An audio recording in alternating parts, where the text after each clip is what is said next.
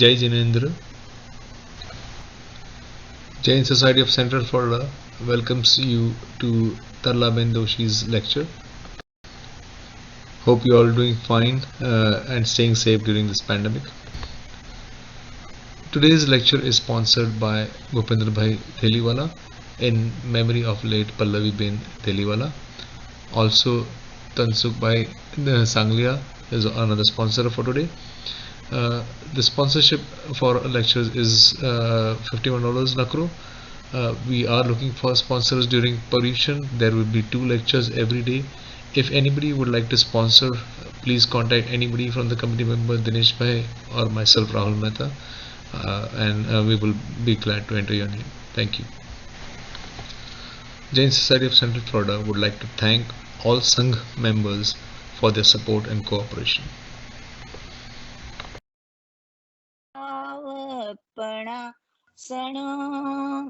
મંગલાણં ચ સવેસિં પડમં હવૈ મંગલમ પડમં હવૈ મંગલમ.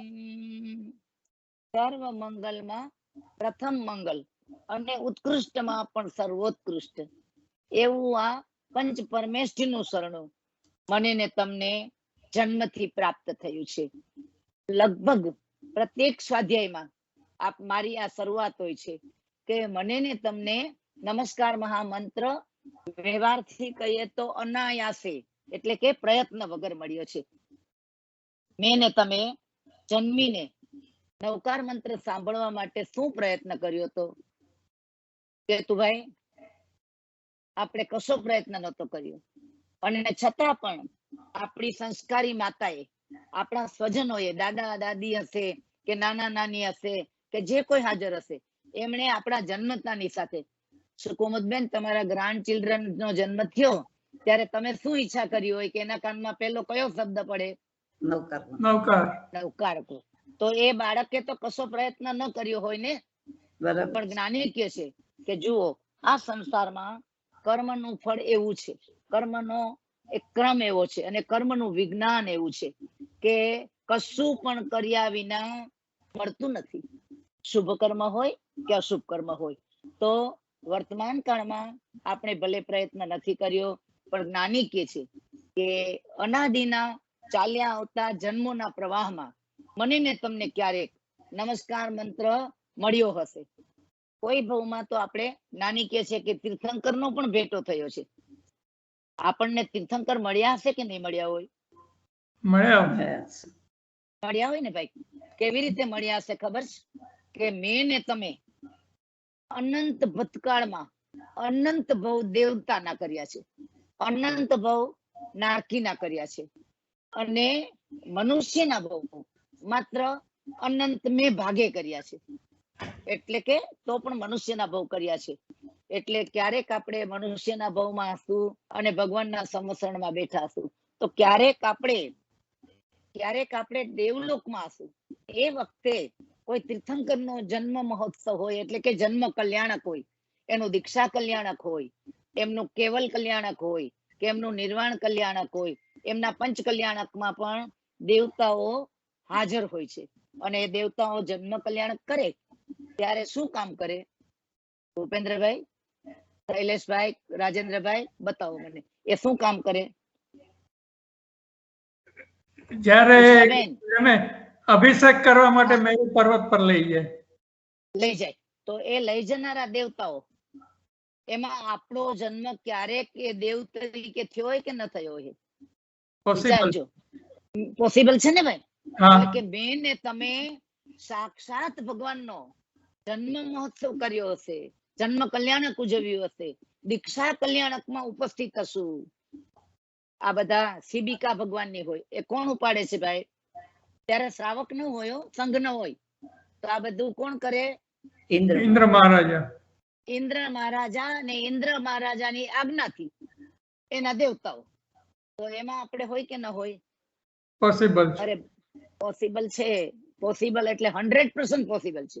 અને આપણે સ્વયં પરમાત્માના જે લોચ કરે ને પંચમુષ્ટિ, એના વાળ પણ કોણ ઝીલે? સિદ્ધાર્થ મહારાજા કે ત્રિશલા માતા એ નહોતા ઝીલ્યા, શ્રાવકો. શ્રાવકો ન હોય, ઇન્દ્ર ઇન્દ્ર. હા દેવતાઓ જ ઝીલે, દેવતા ઝીલે. 56 કુમારિકાઓ. એ કોઈ આપણે મુગટ પહેરીને અત્યારે વર્તમાનમાં જયારે પંચકલ્યાણક ઉજવીએ ને બેન, ત્યારે આપણે એમાં કુમારિકાનો લાભ લીધો હશે તમે. કુમુદબેન ત્યારે બન્યા છો ને, માથા ઉપર મુગટ પહેરીને ઇન્દ્રાણી બન્યા હોય, દેવીઓ બન્યા હોય, 56 કુમારિકા બન્યા હોય. પણ આ તો આપણે શું કરીએ છીએ, એને યાદ કરીને એના સ્મરણ રૂપે. પણ મેં ને તમે અસંખ્યાતિ વાર આ લાભ સ્વયં લીધો હશે, પણ જ્ઞાની કે છે આજ સુધી આવો લાભ મળ્યો. સંવત્સરણમાં બેઠા તો પણ આપણે આજ સુધી સંસારમાં ભટકીએ છીએ. શું કામ? એટલે કે નમસ્કાર મહામંત્ર ગમી ગયો હશે, અને નમસ્કાર મહામંત્ર ગમવા પછી મેં ને તમે કંઈક હૃદયના ભાવથી, કંઈક આત્માના ઉલ્લાસથી, અને કંઈક એવા ક્ષયોપસમ ભાવે એવો વિચાર કર્યો હશે કે પરમાત્મા બીજું કઈ મળે કે ન મળે, પણ મને શું મળે? માનવ ભવ મળે, આર્ય ક્ષેત્ર મળે, ઉત્તમ કુળ મળે, એમાં મને જીનનું શરણું મળે. અને જીનનું શરણ જેને મળે છે એના ઘરમાં નમસ્કાર મહામંત્ર મળે છે. એટલે વર્તમાનનો પુરુષાર્થ નથી, પણ આપણે ભૂતકાળના પુરુષાર્થ વડે અહીંયા સુધી પહોંચ્યા છીએ. હવે આપણે આ જે નમસ્કાર મહામંત્રનું કરીએ છીએ ને, એ રટણ કરીએ છીએ. શું કરીએ છીએ? રટણ કરીએ છીએ. પણ એ તો રટણ તો આપણે નાના હોય ને, નર્સરી ક્લાસમાં જઈએ ત્યારે baa baa black sheep, twinkle twinkle little star, આ બધું રિસાઇટિંગ કહેવાય. બાળક રિસાઇટ કરે કે ના કરે? આપણા કરતા પણ વધુ ક્લિયર વોઇસમાં કરે, આપણા કરતા પણ વધુ ઉત્સાહથી કરે. પણ એને ખબર નથી હોતી કે બાબા બ્લેક શીપ શું છે કે લિટલ સ્ટાર શું છે. એટલે રટણનો તબક્કો આપણો ગયો. ત્યાર પછી આપણે આવ્યા, થોડા મોટા થયા, પાઠશાળા વગેરેમાં ગયા. એ વખતે આપણે શું કર્યું? સ્મરણ કર્યું, શીખડાવ્યું, યાદ રાખ્યું, અને કંઈક અંશે આપણો આ મંત્ર છે, આમાં પરમાત્મા છે, આમાં સિદ્ધ છે, આ બધી વાતો થોડા ઘણા અંશે સમજ્યા. પણ હવે આપણી જીવનની અંદર આરાધનાનો તબક્કો આવ્યો છે. એટલે રટણ, સ્મરણ, અને પછી શું આવે? આરાધન. તો મહાવીર મને ને તમને કહે છે, મારા ને તમારા પરમાત્મા મને ને તમને કહે છે કે આરાધન કરવામાં આપણે ક્યાં ચૂક્યા છીએ.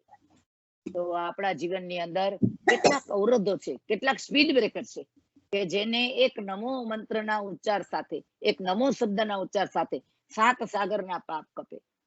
અને એમ કરતા કરતા 500 સાગરના પાપ ખપે. એમ કરતા કરતા તો એક નવકાર મંત્રની આખી માળા કરો, 9 લખો કરો, તો કેટલા સાગરના પાપ ખપી જાય? તો આપણા તો કેટલા કેટલા ભાવ ખતમ થઈ જાય. અને છતાં પણ આપણે ભટક્યા જ કરીએ છીએ. તો ક્યાં ઘટ્યા? તો આપણને પરમાત્મા આ મેન્શન કરે છે. આપણો આજનો વિષય છે ને, એ આપણી જાગૃતિ માટે છે. આ આપણે જે વાત કરી રહ્યા છીએ એ મારી વાત, તમારી વાત, કે આપણા ગુરુ ભગવંતો એ કહેલી વાત નથી, પણ શ્રી ઠાણાંગજી આગમ એનું 10મું સ્થાન, એની અંદરમાં પરમાત્મા મહાવીર સ્વામીએ આપણને જે બતાવ્યું છે, એની અંદરમાં બતાવ્યા છે સદગતિના 10 કારણો. સદગતિ એટલે મોક્ષ ગતિઓ, દેવગતિ નહીં. માત્ર દેવગતિ તો આપણી વ્યવહારની અપેક્ષા એ સદગતિ કહેવાય, પણ નિશ્ચયથી તો મોક્ષમાં જવું એ સદગતિ છે. તો આપણે અલ્પભવી થવું છે. હવે શું કરવું છે? અલ્પભવી થવું છે. તો આવા નમસ્કાર મહામંત્રના આરાધક એવા આપણે સૌ વર્તમાન કાળમાં આર્ય ક્ષેત્રમાં, ઉત્તમ કુળમાં મનુષ્ય ભવને પામ્યા છીએ. અને હવે આપણે આપણા મનુષ્ય ભવને સાર્થક કરવા માટે જો આપણો સંઘ છે ને, એ સ્વાધ્યાયી સંઘ છે. જ્યારે એક ગરાજમાં સ્વાધ્યાય શરૂ કર્યા હતા, ત્યારથી શરૂ કરીને ઘરે ઘરે સ્વાધ્યાય કર્યા છે. અને આજ સુધી અખંડપણે આ સ્વાધ્યાયની હારમાળા ચાલુ જ છે. આવી શૃંખલામાં આપણે જે પામ્યા છીએ એનો સાર આપણે આપણી જાત સાથે આજે સરખાવવો છે. તો મેં છે ને ભાઈની સાથે કાલે વાત કરી હતી. એમણે મને કીધું કે હું બધાને આ 10 જે ભવિ ભદ્રત્વના 10 બોલ છે એ બધાને હું મોકલી આપીશ. એટલે કદાચ તમને વોટ્સએપ કે ઈમેલ કે દ્વારા મળી ગયા હશે. અને છતાં પણ અત્યારે આપણા માટે એક વખત એ ડિસ્પ્લે પણ કરશે કે જેથી કરીને કોઈને રાઇટિંગ, આમ તો બધા પાસે આવી ગયા છે. એટલે આવા સદગતિના 10 કારણો આપણે બધા બોલીએ છીએ ને કે મોક્ષ મારી હથેળીમાં. મોક્ષ ક્યાં છે? ચાલગ્યાજી હા જી, જય જિનેન્દ્ર. જય જિનેન્દ્ર. મોક્ષ ક્યાં છે? અમને મોડું થઈ ગયા, અમારે એનું લિંક નથી મળી અમને, બહુ વાંધો થઈ ગયો. કાંઈ નેવર લેટ આવી ગયા. હા, તો આપણા હથેળીમાં મોક્ષ ક્યાં છે? હથેળીમાં. એટલે હથેળીમાં એટલે આપણા હાથમાં જે રેખાઓ છે એ રેખાઓ કોણે રચી છે? આપણે પોતે દેવતાઓ રચી, ઇન્દ્રએ રચી છે? કોણે રચી છે? કોઈ વિધાતા છે ભાઈ? ના. જો જીન શાસન કેટલું સ્પષ્ટ છે, કેવલીનું દર્શન, સર્વજ્ઞનું વિઝન કેટલું સ્પષ્ટ છે કે તારા ભાગ્યનો વિધાતા તું પોતે જ છો. એટલે મોક્ષ મારીને તમારી હથેળીમાં છે. મેં ને તમે જે રેખાઓ કર્મ વડે નિશ્ચિત કરી છે, આ રેખાઓ તો શું છે? સિમ્બોલ છે, એ કર્મ નથી. કોઈ કે તને રાહુ નડે છે, કોઈ કે તને કેતુ નડે છે, કોઈ કે તને શનિ નડે છે. કેતુભાઈ નથી નડતા હો, નામ તો કેતુ રાખ્યું છે, પણ સંઘને નડતા નથી, એ સંઘની ફેવર કરે છે. એટલે નાની મને ને તમને કે છે આ તો રેખાઓ સિમ્બોલ છે. મેં ને તમે નાના વર્ણીય કર્મ બાંધ્યું હોય ને એનો સૂર્ય નબળો હોય, એટલે જેમ કોઈ એમ કે ને કે તારો સૂર્ય નબળો છે, તો આપણે સમજી જવાનું કે મારું નાના વર્ણીય કર્મ તીવ્ર છે, ચંદ્ર નબળો છે, મારું દર્શનાવર્ણીય કર્મ ગાઢું છે. આ ક્રમ છે આખો. આ વિતરાગનું સાયન્સ તમે સમજશો ને તો આપણે તો એકદમ અભિભૂત થઈ જશું કે આખો રવિ, સોમ, મંગળ, બુધ, ગુરુ, શુક્ર, શનિ, આની સાથે 9 ગ્રહ છે, આની સાથે આપણા 8 કર્મ છે. રાહુ ને કેતુ બે ભેગા છે એટલે એક ગ્રહમાં આવી જાય છે. એટલે 8 કર્મ કહો, 8 વાર કહો, આપણને જ્ઞાનીઓએ તો ખજાનો ખોલી દીધો છે. નવપતજીની ઓળી આપી દીધી આ 9 ગ્રહો સામે, 8 કર્મની સામે, 7 ચક્રોની સામે. આ બધી વ્યવસ્થા છે. પણ આપણે આજે આપણા વિષયને પૂરો કરવાનો છે આપણા સમય મર્યાદામાં, એટલે એના વિશે આગળ નથી કહેતી. પણ આપણે આગળ વધીએ છીએ કે મારા ને તમારી હથેળીમાં છે મોક્ષ. પરંતુ જ્ઞાની કે છે આ ભાવમાં તો આપણે જન્મી ચૂક્યા, આ ભાવનું નિર્માણ થઈ ચૂક્યું છે. આયુષ્ય કર્મની સાથે જોડાયેલા જે 4 અઘાતી કર્મ છે એમાં આપણે પુરુષાર્થ અનંત કાળથી કર્યો છે. આપણો પુરુષાર્થ શેમાં ચાલ્યો છે? આયુષ્ય, નામ, ગોત્ર અને વેદનીય. જીવનભર આપણે આયુષ્ય લાંબુ થાય, વેદના આવે નહીં, અથવા આવી હોય તો ઉપશાંત થાય, અને શરીર નામ ગોત્ર એટલે કે મારા શરીરનો સૌષ્ઠવ, દેખાવ, આકૃતિ, મારો યશ, આ બધું ઝળહળતું રહે. આવી ભાવના કરી છે ને ભાઈ? જો તમે યાદ કરજો કે મારા ને તમારા મોક્ષમાં અટકાવનારા પરિબળો એ કોઈ 5મો આરો નથી, પણ 5મા આરામાં જન્મ્યા એટલે આપણી જે જડતા છે ને, વક્રતા ને જડતા, એ જવાબદાર છે. એટલે આપણે આ 10 ની અંદર એ પણ આવી જશે.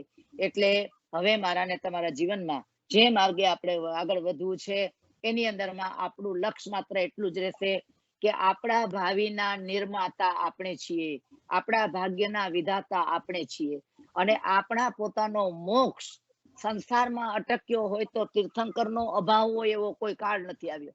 ક્યાંય ને ક્યાંય તીર્થંકર હોય છે. આપણે કહીએ કે આપણી પાસે તીર્થંકર નથી, 5મો આરો છે, તો જ્ઞાની કે છે 4થા આરામાં તું કેમ ના જન્મ્યો? તીર્થંકર તો છે, શાશ્વતા છે કે નહીં? તીર્થંકરો, તીર્થંકર શાશ્વત છે. મહાવિદ્ય ક્ષેત્રના કાળ પણ શાશ્વત છે, પણ આપણા ભાગ્યને આપણે અવરોધમાં મૂક્યું હતું. એટલે આપણે અવરોધો દૂર કરવા છે. એના માટે જ્ઞાનીએ મને ને તમને જે ઉત્તરાજનજી થાણંગજી સૂત્રમાં બતાવ્યું છે એની અંદરમાં 10 સ્થાન બતાવ્યા છે. આપણે ત્યાં આગમની અંદર અંગ, ઉપાંગ, મૂળ અને છેદ અને ટીકા, આવા પ્રકારના વિભાગ છે. તો થાણાંગજી આગમ છે એ અંગ સૂત્ર છે, મૂળ અંગ છે. એટલે આ થાણાંગજી આગમની અંદર 10 વિભાગ બતાવ્યા છે, જેને 10 સ્થાન કહેવામાં આવે છે. આ 10 સ્થાન એટલે આપણે જેને ચેપ્ટર કહીએ, પ્રકરણ કહીએ, અધ્યયન કહીએ, એવા 10 સ્થાન એ અંગ રૂપે બતાવ્યા છે. તો 10મું અંગ એટલે 10મું ચેપ્ટર એની આપણે છે ને ઠાણાંગમાં પહેલામાં નંબર 1 બતાવ્યું છે. એક શું છે તો આપણે કહીએ ને એકે આયા, આત્મા એક જ છે. આ બધી જે વસ્તુ એક છે ને એ પહેલા સ્થાનમાં.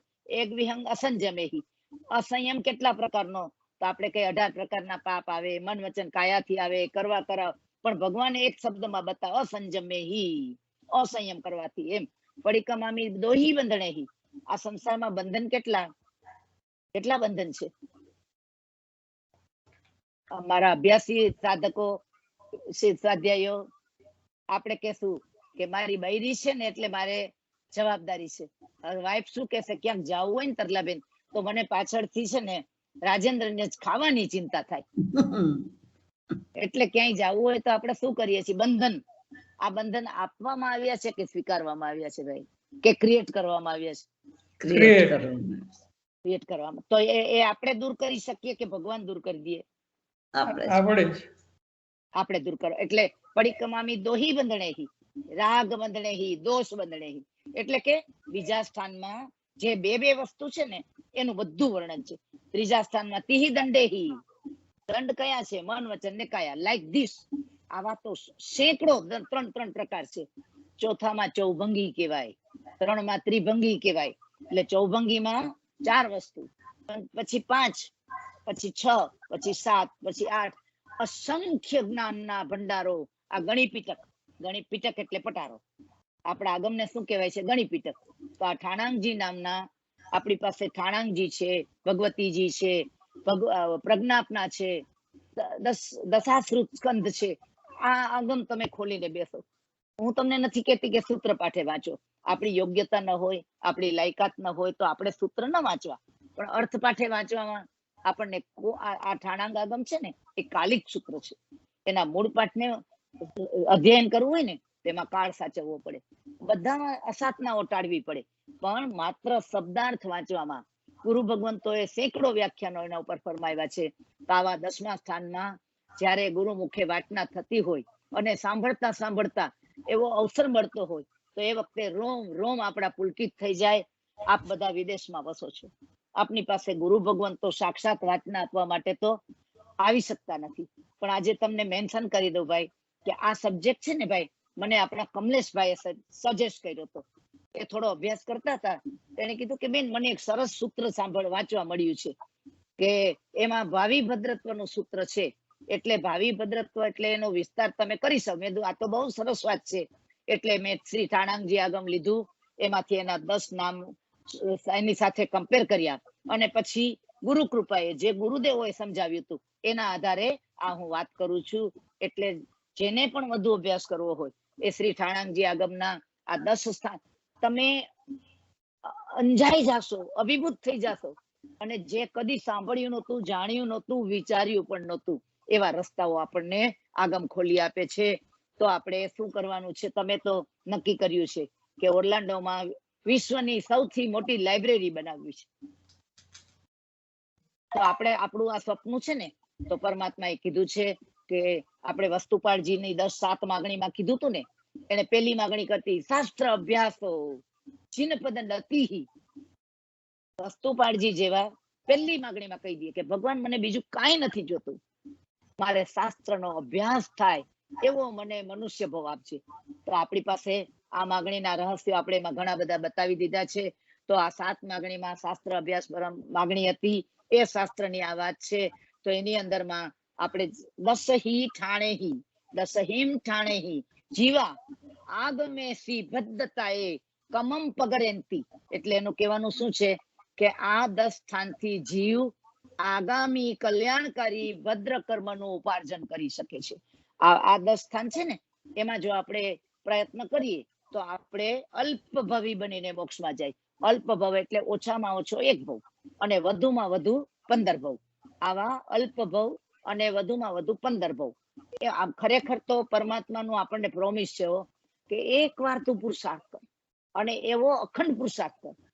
પણ તારી આજ સુધીની આટલી પુરુષાર્થની યાત્રા, અનંત ભવની અનંત યાત્રા, અને છતાં પણ તું અટક્યો છો ક્યાં? તો એના માટે આપણને પરમાત્માએ જે 10 સ્થાન બતાવ્યા છે એની આજે આપણે વાત કરી રહ્યા છીએ. તો આ મોક્ષનો માર્ગ તો ઘણો ટૂંકો છે, પણ અંદરમાં શું છે, અવરોધો બહુ છે. જે માર્ગ તો આપણને તમે કહો ને કે આજે તો અમારે જેમ સાલગીયાજીને રાઈડમાં લેટ થયું છે, પણ ઘણી વાર મારો અનુભવ છે કે આપણને સ્વાધ્યાય માટે લઈને તમે નીકળ્યા હો અને રસ્તામાં એટલો ટ્રાફિક આવે, કોઈ વાર કોઈ એક્સિડન્ટ થઈ ગયો હોય, કોઈ વખત કોઈ બીજાના કારણે, કોઈ ત્રીજા કારણે પણ અવરોધ આવે, તો આપણી માત્ર 30 મિનિટ, અડધી કલાકની રાઈડ હોય, એ આપણને કેટલા કલાકની થઈ શકે છે? તમારો અનુભવ છે ને દિલીપભાઈ? તમે ક્યાંથી આવતા હતા ઓર્લાન્ડો ડ્રાઈવ કરીને? હવે એટલા કલાકની જર્ની આપણને તલાસીથી આવતા હતા, તો આપણને 5 કલાકનું ડ્રાઈવ ક્યારેક 15 કલાક કરી નાખતું કે ન કરી નાખતું? એના કારણો હતા ને. એમ મારી તમારી મોક્ષ તરફની યાત્રાના જે કારણો છે એને આપણે પેલા ખાલી 10 ને હું તમને સમરાઇઝ કરી દઉં છું. તો સૌથી પહેલું છે નિદાન. એટલે તમે જાણો છો નિદાન શબ્દ જૈન ધર્મમાં ઘણો પોપ્યુલર છે, પણ એના વિશે આપણે આગળ વાત કરશું કે જ્યાં નિદાન એટલે ડોક્ટર પાસે જઈએ ને તો એમ કે આને મારું નિદાન કર્યું. નિદાન કર્યું એટલે શું? શોધી કાઢ્યું કે તને શું દર્દ છે. એટલે પરમાત્મા મારા ને તમારા મોક્ષમાં ન જવાના કારણોનું નિદાન બતાવે છે. એ નિદાન કરીને કહે છે કે આજ સુધીના આપણા જેટલા પણ સુખના નિમિત્તો છે, સુખની કલ્પનાઓ છે, સુખની માન્યતાઓ છે, એ બધી જ માન્યતામાં સૌથી પહેલા ભૌતિકતા છે. પૂતગલાભિમુખ છીએ આપણે, એક્સ્ટ્રોવર્ટ છીએ. કોઈ પણ કલ્પના કરજો, આપણે એ વિષયમાં આગળ લેશું કે મેં ને તમે જ્યારે અરે નવકાર પણ ગણ્યો હોય ને, અત્યારે હમણાં ભાઈ પેન્ડામિક, આપણે કોરોનાનો કાળ આવી ગયો, એના કારણે આપણે વ્યવહારિક રીતે જોઈએ ને તો આપણામાં ધર્મ ઘણો વધ્યો, ઘણા બધા આપણે ધર્મમાં આગળ વધ્યા. પણ આ ધર્મના આગળ વધવામાં ખરેખર પ્રેરક બળ મોક્ષનો અભિલાષ હતો કે ભયભીતતા હતી? હમણાં જ આ બધું સમી જશે કૃપાળુ દેવની કૃપાથી, પરમાત્માની કૃપાથી, આપણા કોઈના પુણ્યનો ઉદય થાય અને આ બધું સમી જાય તો આપણે જેટલા કલાક સ્વાધ્યાય સાંભળતા હતા, કરતા હતા, એ બધું થાય કે તું ભાઈ કે પાછું ઓફિસે જવું પડે? હવે આ વર્ષે બધા કહે છે કે હવે બેન અમે લોકો રાતના થોડા સાંભળશું, દિવસના શું નહીં કરી શકીએ સ્વાધ્યાય? તો આપણે કયા બળથી કરતા હતા? આ નાનકડું વાયરસ છે, આ વાયરસ છે ભાઈ, એ વાયરસ ક્રોનિક થઈ ગયું છે. એના કારણે અનાદિ અનંત ભૂતકાળના અનંત પુરુષાર્થ પછી પણ આ નિદાન કરવાને કારણે આપણા આ નિદાન એટલે ખાલી ભગવાન મહાવીર ત્રિપુરુષ વાસુદેવ બનવાનું કરે કે બ્રહ્મદત્ત ચક્રવર્તી કરે એટલું મોટું નિદાન નથી હો. ઊંડે ઊંડે એક પણ ભાવ હોય એટલે તરત જ આપણી આખી ધર્મ સાધના એ શેમાં વેરફાઈ જાય? આપણે કે ને આગળ લેશું નિદાન માટે. હવે બીજો શબ્દ છે દ્રષ્ટિ સંપન્નતા. દ્રષ્ટિ સંપન્નતા, ભગવાન કે છે તું આંખ વાળો તો બન્યો. પેલું નિદાન સૌથી પહેલું આપણે અનંત ભવથી નાનું મોટું પણ નિદાન કરતા આવ્યા છીએ. બીજું છે કે આજ સુધી તે દ્રષ્ટિ સંપન્ન નથી બન્યો. શું નથી બન્યા? આપણે આંખ વાળા બન્યા છીએ. કોણ કહેશે ભાઈ કે ભાઈ બધા કહેશે કે અમે તો દ્રષ્ટિ સંપન્ન છીએ, પણ જ્ઞાની કે છે આંખ વાળા બહુ, આંખ ખોલવાના બહુ. એ બે વાતમાં જ ઘણો તફાવત છે. આંખ તો કીડા નહીં મળે, એક નાનો કીડો હોય ને એને પણ આંખ મળી જાય તો એ જોઈ શકે, પણ દ્રષ્ટિ મળવી એ દુર્લભ છે. એટલે અહીંયા મારું ને તમારું સંકિત આજ સુધી પ્રાપ્ત થયું નથી, અને કદાચ કર્યું હોય તો એ શાયક બન્યું નથી. એટલે આપણો અર્ધપૂતગલ પરાવર્ત કાળ પણ કેટલો મોટો કાળ છે. અને ત્રીજું બતાવ્યું છે યોગવાહિતા. યોગવાહિતા, યોગવાહિતા એટલે શું? યોગ એટલે મન વચન કાયા એની સમાધિ. આપણે જ્યારે પણ ધર્મ કર્યો, સાધના કરી, આરાધના કરી, એ વખતે આપણા મન વચન કાયાના યોગની સમાધિ નહોતી. અંદરમાં શું હતી? વિહવળતા હતી. આપણે આર્ત ધ્યાન, રૌદ્ર ધ્યાન, દુર્ધ્યાન બધા જોવા છે ને, કે શા માટે આપણું ધ્યાન ધર્મ ધ્યાન ને શુક્લ ધ્યાન નથી બનતું? તો આ છે યોગવાહિતા. એટલે મારે ને તમારે જે સંપન્ન કરવું છે એ છે નિદાન છોડવાનું, દ્રષ્ટિ સંપન્ન બનવાનું અને યોગ વાહિતાની સાધના કરવાની. અને ચોથું છે ક્ષમા શ્રમણતા. આ ક્ષમા શબ્દ માટે તો આપણે અનાદિકાળથી ભગવાનનો ઉપદેશ જ્યારથી ચાલુ છે ત્યારથી અને અનંતકાળ સુધી મુખ્ય ધર્મ ક્ષમા શ્રમણ. સાધુ ભગવંતો માટે આપણે બધા બોલીએ છીએ ને ઈચ્છામી ખમા સમણો. ઈચ્છામી ખમા સમણો એટલે શું? તમે બધા અભ્યાસી છો, મને કહો ઈચ્છામી ખમા સમણો એનો અર્થ શું થાય? ક્ષમા ક્ષમણ જી તમને વંદન કરું છું. ઈચ્છામી ઈચ્છો છું, ક્ષમા શ્રવણ. તો હા, એટલે શ્રમણ માટે ક્ષમા શ્રવણ શબ્દ. હા હા, એટલે ખમા સમણો. ખમા સમણો એટલે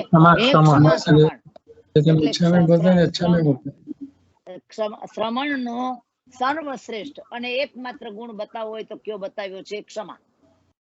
તો આજ સુધી હું ને તમે ક્ષમા માગનારા કદાચ બન્યા હશું ક્યારેક, પણ ક્ષમા આપનારા તો બન્યા નથી. હંમેશા જોજો કે ભાઈ મારો વાંક હોય તો હું સ્વીકારી લઉં, પણ વગર વાંકે હું શું કામ માનું? આવું મન આર્ગ્યુમેન્ટ કરે છે ને, તો જ્ઞાની કે છે કે આ ભાવની અંદર આપણે ક્ષમા શ્રમણ બનવું છે, દ્રવ્યથી નહીં પણ ભાવથી. દ્રવ્યથી સાધુ બનાય તો શ્રેષ્ઠ છે, નહીં તો અને ત્યાર પછી આવી છે જીતેન્દ્રિયતા. જુઓ આજ સુધી જ્ઞાનીને જો આ બધા મોક્ષે જવાના, મોક્ષને નજીક કરવાના અને અવરોધો દૂર કરવાના ઉપાય છે. એટલે આ 10 કારણે મારો ને તમારો મોક્ષ નથી થયો. તો આપણે હવે આગળ વધી રહ્યા છીએ કે ઇન્દ્રિય ઉપર કઈ રીતે કાબુ મેળવવો એનું આપણે જો યથા તથ્ય પરમાત્માના માર્ગે બતાવેલું માર્ગનું વહન કરીએ તો આપણે અવશ્ય એકાવતારી થઈ શકીએ. અને પછી આવે છે રુજુતા. રુજુતા એટલે સરળતા. આપણે બધા પાંચમારાના જીવ છીએ. આપણું લક્ષણ શું બતાવ્યું છે ભાઈ? ભગવાને 5 આરાના જીવોના લક્ષણ બતાવ્યા છે. પ્રાજ્ઞ ને જળ, પેલા આરાના, બીજા આરાના, ત્રીજા આરાના. પેલા આરાના, બીજા, ત્રીજા આરાના પ્રાજ્ઞ ને જળ છે. ચોથા આરાના પ્રાજ્ઞ ને રુજુ છે. પણ 5મા આરાના જીવ કેવા છે? વક્ર અને જળ. વક્ર ને જળ. જુઓ તો આપણામાં જે વક્રતા છે, આપણી આડોળાઈને તો ભગવાન પણ ઓળખી ના શકે એવું વર્તમાન કાળના જીવો કહે છે. કે આજે સાચે સાચ જુઓ ને તો શરીરના દુઃખો એટલે વચનના દુઃખો આના કરતા વધારે સંસાર દુઃખી અને વધારે કર્મ બંધ કરનારો હોય તો એ મનની વક્રતાથી છે. તો આપણે જયારે રુજુતા કેળવશું ત્યારે આપણો અલ્પભવી થવાનો પુરુષાર્થ સફળ થશે. અને 7મો શબ્દ છે અપાર્શ્વસ્થતા. અપાર્શ્વસ્થતા એટલે આ શબ્દ બહુ ફેમિલિયર નથી. પાર્શ્વસ્થ આપણે ત્યાં આવે છે ને પાસત્થા. હા, એટલે મૂળ પાઠ છે પાસત્થા. પાસત્થા એટલે પાર્શ્વસ્થ. આપણે સંકિતના 67 બોલ તમે જાણો છો ને, તો એમાં પાસત્થા એટલે પડવાઈ થવું. ધ્યેયમાંથી આપણો લક્ષ્ય છે મોક્ષનું, પણ આપણે ક્ષણે એ ચૂકી જઈએ છીએ. એટલે સાધનામાં પડવાઈ થઈ જવું, આરાધનામાંથી અટકી જવું અને ચારિત્ર ધર્મમાં સ્ખલન લાવવું, એને પાર્શ્વસ્થતા કહેવાય. એટલે આપણે શું કરવાનું છે? આ ભાવમાં એક ભાવ અપાર્શ્વસ્થ બનવું છે. આપણો નાનાનો નિયમ ભલે હોય, નાની માન્યતા ભલે હોય, પણ એને શું કરવાનું છે? અંત સુધી પહોંચાડવું છે. અંત સુધી પહોંચાડવું છે. આપણે છેડા સુધી નથી પહોંચતા. છેડો આવે ને ત્યાં જાણે કે ડગુમગુ થઈ જાય છે. 8મો શબ્દ છે સુશ્રામણ્યતા. સુશ્રામણ્યતા એટલે પ્રામણ્ય. જે પરમાત્માએ શ્રમણ શબ્દ વાપર્યો છે એ દ્રવ્યથી ભાવથી બંનેથી છે. દ્રવ્યથી પૂર્ણ રીતે સાધુનું શ્રમણપણું છે, પણ વ્યવહારથી આપણે જે શ્રાવક છીએ ને એ 12 વર્તમાં પણ સુશ્રામણ્ય હોય તો આપણે અખંડપણે શ્રાવક પણ પાડીએ તો આપણી સુશ્રામણ્યતા કહેવાય. અને 9મું બતાવ્યું છે પ્રવચન વત્સલતા. મારો ને તમારો પ્રેમ જરૂર છે આગમ પ્રત્યે, પણ શાસન પ્રત્યેનો ગાઢ અનુરાગ. આપણે વિચાર કરજો કે તમે જેટલો ટ્રાવેલ કરો છો એમાં 5 સ્ટાર હોટલોમાં પણ ઘણી વાર ઉતરો છો, તો ત્યાં હોટલના ડ્રોવરમાં તમે જ્યારે ડ્રોવર ખોલો ને બેડની બાજુનું, હોલી બાઇબલ બુક કઈ પડી હોય અંદર? બાઇબલ બાઇબલ પડી હોય. હા, અને કદાચ તમને ગીતા પણ ક્યાંક જોવા મળી જાય ઇન્ડિયામાં હો તો, ભાગ્યે જ મળે. પણ જુઓ, પણ તમને ક્યારેય પણ આપણું જૈન ધર્મનું કોઈ પણ નવ તત્વ જેવું, આગમ છોડો, આગમ ને મૂળાગમ ને કદાચ આપણે યથાર્થના ન થાય એટલા માટે ન મૂકીએ, પણ તત્વાર્થ મૂકી શકાય કે ન મૂકી શકાય? આપણે આખા સંસારને અને આપણા સંતાનોને આવી શાસન પ્રત્યેનો જે ગાઢ અનુરાગ હોય ને, ત્યારે એને પ્રવચન વત્સલતા કહેવાય. એને પ્રવચન વત્સલતા કહેવાય. એટલે આજ સુધી આપણે વાત્સલ્ય કર્યું. સ્વામી વાત્સલ્ય શબ્દ શેમાં વાપરીએ છીએ આપણે? જમણવાર. ભોજનમાં. એમાં આપણું વાત્સલ્ય સમાય છે. ત્યારે જ્ઞાની કે છે પ્રવચન વત્સલ બનો, તો એકાવતારી થઈ જવાશે. અને પ્રવચન ઉદ્ભાવના, પ્રવચન ઉદ્ભાવના એટલે ઉત્કૃષ્ટપણે ઉદ્ભાવનતા આવે અને આપણે શાસન પ્રભાવક બનીએ. તો આ 10 કારણો છે. હવે આપણે આપણા સમયની મર્યાદામાં આપણે ધીમે ધીમે આગળ વધી રહ્યા છીએ, અને આગળ વધીએ તો સૌથી પહેલો શબ્દ આપણે બોલ્યા કે જેની અંદર લખ્યું છે કે નિદાન ન કરવાથી, શું કીધું? નિદાન ન કરવાથી આપણા જીવનની અંદર 15 ભાવમાં વધુમાં વધુ અને ઓછામાં ઓછો એકાવતારી પણ અવશ્ય આવી જાય. તો આપણા જીવનની અંદર 3 શલ્ય બતાવ્યા છે ને ભગવાને. કયા શલ્ય 3 બતાવ્યા છે? માયા શલ્ય, નિદાન શલ્ય અને મિથ્યા દર્શન શલ્ય. આપણે ઘણી વાર આની વાત કર્યા છીએ કે જ્ઞાની આપણને કે છે કે માગણી એટલે મૂર્ખાઈ. માગણી એટલે શું? મૂર્ખાઈ. આપણે શંકા, કંકા, વિતિગીછા. તમે વિતિગીછા શબ્દ સાંભળ્યો છે ને? વિતિગીછા એટલે શું? કરણીના ફળમાં સંદેહ કરવો. વિતિગીછા. સાંભળો, જ્યારે આપણે તમે ઘરના આંગણામાં જે ફળ, જે તમે બિયા વાવો છો, જે બીજ વાવો છો, એ કોઈ પણ માણસે ગોટલો વાવ્યો હોય અને ત્યાર પછી એ સ્પ્રાઉટ થાય, એમાંથી પ્લાન્ટ બને, અને પછી જ્યારે ધીમે ધીમે વધવા માંડે તો એ રોજ ત્યાં જઈને વિચાર કરે કે આમાં મેંગો આવશે કે આની અંદરમાં જાંબુ આવશે. આવો વિચાર આવે છે કોઈને ભાઈ? નથી આવતો. જે વાવ્યું એ જ ઉગે. તો મેં ને તમે ત્યારે જ્યારે ધર્મ કર્યો ત્યારે કાં તો ધર્મના ફળમાં સંદેહ કર્યો, અરે શું એક નૌકાર બોલવાથી આટલા પાપ ખપે? આવો પ્રશ્ન કરનારા પણ નીકળ્યા છે. ચાલો, એ પ્રશ્નો બૌદ્ધિક છે. પણ નાની આપણને કહે છે કે આપણે વારંવાર કર્મનું ફળ માંગવા માંડીએ છીએ. શું કરવા માંડીએ છીએ? આટલા જાપ થાય ને તો પછી કોરોના શાંત થઈ જાય. વાય તો આ તમારે એક વાયરસ ને જીતવો છે. કોને જીતવું છે ભાઈ? વાયરસ ને જીતી લેશું કદાચ. આ કોરોના COVID-19 આ એક વાયરસ કદાચ આપણા આટલા વર્ષ, 1-1.5 વર્ષના જાપથી શાંત થઈ ગયો, તો ડેલ્ટા આવ્યું. હવે શું કરશું? બીજો 1 વર્ષ એમાં ધર્મ નાખી દેશું. ધર્મ કરવો છે પણ નિદાન ના કરાય. એટલે જ્ઞાની આપણને સમજાવે છે કે નિદાન એક શલ્ય બની જાય છે, આપણા માટે કાંટો બની જાય છે, મોક્ષ માર્ગમાં કાંટો બની જાય છે. તો આ કાંટો આજથી કાઢી નાખવો છે. એટલે 3 શલ્યમાં નિદાન એક શલ્ય છે. દુર્ધ્યાનના પ્રકારમાં પણ નિદાનને દુર્ધ્યાન કીધું છે. આર્ત ધ્યાનના પ્રકારમાં આવી જાય છે. અને 9 નિયાણાના વિસ્તાર વડે આપણને નિયાણું એટલે નર્કનું બીજ બતાવ્યું છે. વિચાર કરો કે આવા મોટા મુનિ સંભૂતિ વિજયજી, આટલી સાધના, આટલા વર્ષનું ચારિત્ર, આટલું તપ, આટલો સંયમ, અને એક પળમાં 7મા નર્કના અધિકારી બની જાય. એ કેવી રીતે બન્યા? શું માંગી લીધું એને? આજે નથી માંગ્યો. આ વાયરસ મારા ને તમારા આત્મામાં મિથ્યાત્વ રૂપે અનંત કાળથી હતો. અને મનુષ્ય ભવમાં આવ્યા, આપણે ધર્મી પણ બન્યા, આપણે સાધનાના માર્ગે પણ ચડ્યા, પણ હજી સુખ બુદ્ધિ આપણી સંસારમાં જ છે. એટલે આ એક વાયરસ જ્યાં સુધી રહેશે ને, ક્યારેય પણ ધર્મ કરીએ ને ત્યારે જ્ઞાની આપણને કહે છે એના વિશે વિકલ્પો નહીં કરીશ. ધર્મનું ફળ શું? ધર્મનું ફળ શું ભાઈ? તો પછી આપણે આને રોગને ઉપદ્રવ કરવાને શાંત કરાવવો છે, આપણે માત્ર ને માત્ર સમાજમાં શાંતિ કરવી છે. અરે જ્ઞાની કે છે શાંતિનાથ પરમાત્માના શાંત રસના, એ શાંત રાગ રુચિ ભી પરમાણુ ભીસ્તો, એના પોતાના પરમાણુ જેવા હતા કે એના હાજરીથી જ, એના નામ સ્મરણથી આ વિશ્વમાં શાંતિ થઈ જતી હતી. તો આપણે આપણામાં એ ક્રિએટ કરી શકીએ કે ન કરી શકીએ?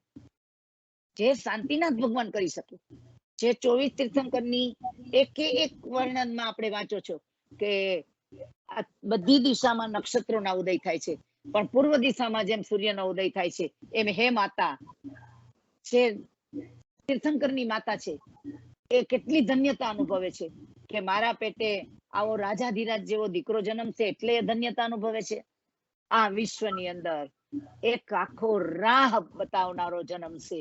એટલે મારે ને તમારે આપણી માન્યતા શુદ્ધ કરવાની છે કે નિદાન માત્ર મોક્ષ માર્ગના સ્પીડ બ્રેકર કે વિઘ્ન સમાન નથી, પણ અકસ્માત કરાવીને ઊંડી ખીણમાં ધકેલી દેનારું એક મોટું હર્ડલ છે. એટલે આપણને જે સૂત્ર બતાવ્યા છે ને ભાઈ, એની અંદર માં ભગવાને આ થાણાંગજી સૂત્રની અંદર નિદાન બતાવ્યું. એ માત્ર એક જ થાણાંગજીમાં નથી ઉલ્લેખ, દશાશ્રુત સ્કંધમાં 9 નિયાણા વિશે કેટલો બધો વિસ્તાર છે. અને આગળ વધો ને તો એની અંદરમાં આપણને જે કેટલા આગમમાં એને મોક્ષ માર્ગનું વિઘ્ન કીધું છે. શું કીધું છે? મોક્ષ માર્ગનું વિઘ્ન કીધું છે. તો હવે આપણા જીવનની અંદર આપણે મોક્ષ સિવાયની એક પણ કામનાનો અંશ આપણા જીવનની અંદર ટકવો ન જોઈએ. તો સંસાર મૂલક બધી જ માન્યતાઓ દૂર કરવાની છે. અને આ નિયાણું રાગજન્ય હોય તો પણ ખતરનાક છે, અને દ્વેષજન્ય હોય તો પણ ખતરનાક છે. કેટલું ખતરનાક છે કે માત્ર રાગ થયો, જુઓ વર્ષોની સાધના એક પળની એક મોમેન્ટમાં સળગી જાય છે. સાધના કરતા સૈકાઓ લાગે અને એને સળગી જતા એકમાત્ર ચક્રવર્તીના પત્નીનું, રાણીનું, સ્ત્રી રત્નનું વાળની લટ પણ સાધનાને સળગાવી ગઈ કે ન સળગાવી ગઈ? સંભૂતિ વિજયને શાનો સ્પર્શ થયો હતો? અરે આટલા વર્ષોની માન્યતા, આટલા વર્ષની ધારણા, આટલા વર્ષનો આપણો ધર્મ સાધનાનો અનુભવ અને મુનિપણું, એની અંદરમાં પણ એક સ્ત્રી રત્નનું વાળની લટનું સ્પર્શ થાય અને એ વખતે કોણ ડગી ગયું? સંભૂતિ વિજય મુનિ. તો આપણો શું ભરોસો? એટલે જ્ઞાની મને ને તમને કહે છે કે આપણે બહુ જ સાવધાન રહેવાનું છે માન્યતા બદલવામાં. નહીં, આપણો મોક્ષ નથી થયો એનું કારણ આપણે જાણીએ છીએ કે જ્યારે આ વસ્તુ બની ને ભાઈ, ત્યારે નિદાન કરવામાં કઈ બહુ મોટી વાત નથી કે જેની અંદરમાં એક સાધુ એવો વિચાર કરી નાખે કે આના કરતા તો ઉંદરડો બનવું સારું. તમે જાણો છો, આપણે દ્રષ્ટાંતો ખૂબ આપ્યા છે. ધર્મનાથ ભગવાનની સભામાં એક ઉંદર હતો, એને જયારે મુનિપણામાં કડક બંધન લાગ્યા, ગુરુની વારંવારની ટકોર એને આકડી લાગી, અને એ વખતે એને વિચાર કર્યો કે આ ઉંદરડો પણ કેટલો આનંદથી હરે ફરે છે, અને મારા ગુરુ તો કે છે કે અહીં ન જવાય, અહીં ન જવાય, આના કરતા તો હું ઉંદરડો બન્યો હોત તો સારું હતું. જો આટલો જ વિકલ્પ આવ્યો. આપણે ઘણીવાર વિકલ્પો કરો છો, મેં ઘણીવાર અમેરિકામાં સાંભળ્યું છે, તમે નથી બોલતા પણ યંગ જનરેશન કહે કે ઇન્ડિયામાં માણસ થવા કરતા અમેરિકામાં કૂતરો થવું સારું. હા, કૂતરાનું તમને શું દેખાણું એમાં? તો કે લેક્સસમાં ફરે છે. વિચાર કરજો, કૂતરાને ખબર છે હું લેક્સસમાં બેઠો છું.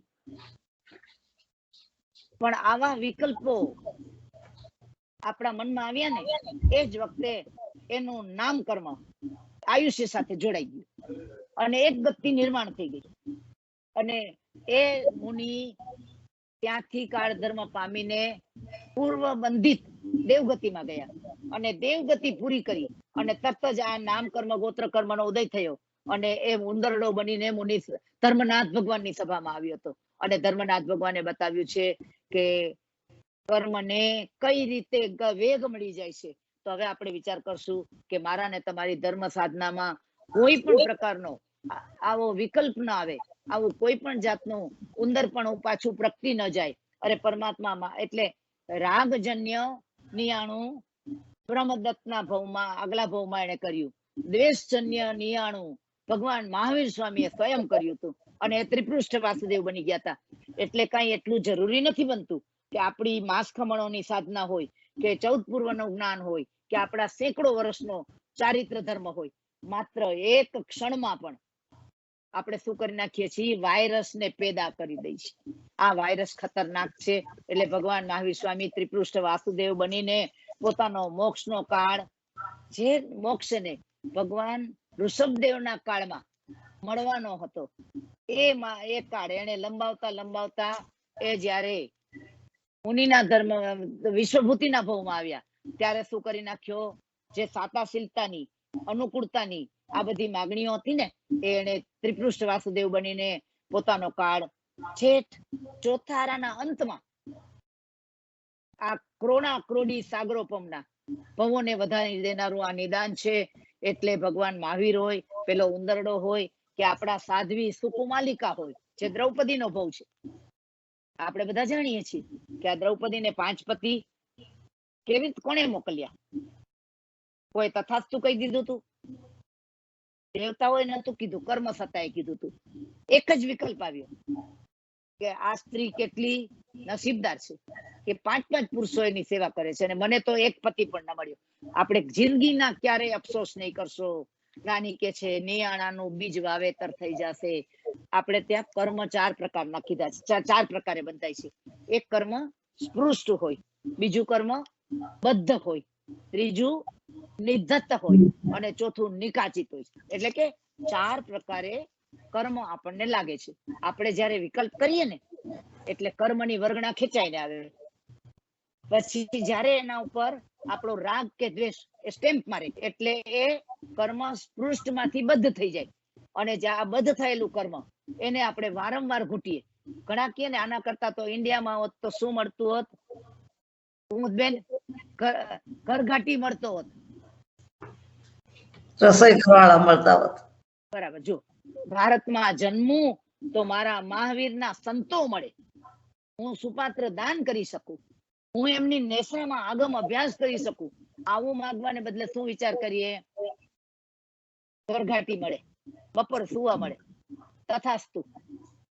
કર્મ વર્ગણા આવી, પૃષ્ઠ થઈ. બીજી વાર વિકલ્પ આવ્યો કે શું થઈ, બદ્ધ થઈ, આત્મા સાથે લાગી ગઈ. અને પછી વારંવાર વિચાર આવે એટલે નિધત્ત થઈ ગઈ. અને છેલ્લે શું કરી નાખે, એ આપણને નિકાચિત કરી નાખે. તો આપણે સાવધાની ક્યાંથી રાખવાની છે ભાઈ? સાધુ બની જાય પછી પહેલેથી ઈચ એન્ડ એવરી મોમેન્ટ નિદાન ન કરાય. આ નિદાન ની અંદર આપણે આ કેટલા બધા દ્રષ્ટાંતો છે, પણ આ બધા દ્રષ્ટાંતો આપણે પૂરા કરશું તો આપણી પાસે ઘણો સમય નીકળી જશે. એટલે સંભૂતિ વિજય મુનિ હોય, પણ વિચાર કરજો નંદીસેન મુનિ, એમની પાસે એક જ બળ હતું. કયું બળ હતું? શ્રદ્ધાનું બળ હતું. એ પડવાઈ થઈ ગયા છે, એ વેશ્યાના ઘરમાં રહેવા માંડ્યા છે. ભગવાન મહાવીર સ્વામી ચેતવ્યા હતા કે નંદીસેન તારું ગાઢ મોહનીય કર્મ છે. તો કે ભગવાન એને સામે હું લડીશ. મોહનીય કર્મ ઘાતી છે કે અઘાતી છે? મોહનીય કર્મ ઘાતી છે કે અઘાતી? ઘાતી છે. તો આપણે કામ શેના ઉપર કરવાનું છે, અઘાતી ઉપર કે ઘાતી ઉપર? આજે એટલું બોલ્યા ને કે પેલું સુક્તે જાતે નર્યા ને બીજું સુક્તે કોઠીએ જાર ને ત્રીજું સુક્તે સુલક્ષણા નાર ને ચોથું સુક્તે પુત્ર કુળવાન. આ બધા અઘાતીના લક્ષણો છે. એમાં આપણી ઈચ્છાઓ, તૃષ્ણાઓ, ઝંખનાઓ નિદાનનું બીજ બની જાય છે. ત્યારે ઘાતી કર્મ છે મોહનીય કર્મ. એ મોહનીય કર્મનો ઘાત કરવા માટે નંદીસેન મુનિને વિશ્વાસ હતો કે ભગવાન ઘાતી કર્મનો હુમલો આવશે ને તો મારા શરીર ઉપર આવશે. એ ઘાતી કર્મ શું બગાડી શકે? આપણા સંજોગ બગાડે અને શરીર બગાડે, આપણા આત્માને ન બગાડે. એટલે નંદીસેનનું શરીર બગડ્યું, મોહાધીન થયો, વાસનાને વશ બન્યો, પણ અંદરમાં એક દીવડો જલતો હતો. એટલે એને નક્કી કર્યું હતું કે હું રોજના 10 જીવને શું કરીશ?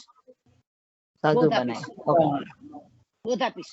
હું જે માન્યતામાં બેઠું, જો હું ને તમે તો કરીએ નહીં ને, જે એનો હંમેશા એક્સક્યુઝ આપીએ. આ કાળમાં આવું ક્યાંથી થાય, અહીંયા આવું ક્યાંથી થાય, આ સંજોગો છે ને તે સંજોગો છે. ત્યારે નંદીશણ ને કેવા સંજોગ હતા? એક વારાંગના, નૃત્યાંગના, વેશ્યા સ્ત્રીના ઘરમાં છે, મોહાધીન છે, પાંચે ઇન્દ્રિયોના ભોગ વચ્ચે બેઠો છે, પણ અંતરમાં એક દીવડો જલતો હતો, જેણે મોહના વાયરસની ઉપર વેક્સિનેશન નું કામ કર્યું હતું. તો આપણા જીવનની અંદર આપણે દેવલોકની પ્રશંસા મેળવવી કે મહાવયાવચી બનવું, આ બધી ભાવનાઓ એ આપણા નિદાન કર્મને કરાવે છે. તો નંદીશેણે એક જ દીવડો જલતો રાખ્યો હતો, એના કારણે એ બચી ગયા છે. તો નવનિયાણાનું નિદાનનું જે વર્ણન છે એ દશાશ્રુતમાંથી આપણે જાણવાનું છે. રાગ તરફની અતિ આસક્તિ કે દ્વેષ તરફની અતિ ખેલછા, આ બંને આપણને નિયાણા કરાવી દે છે.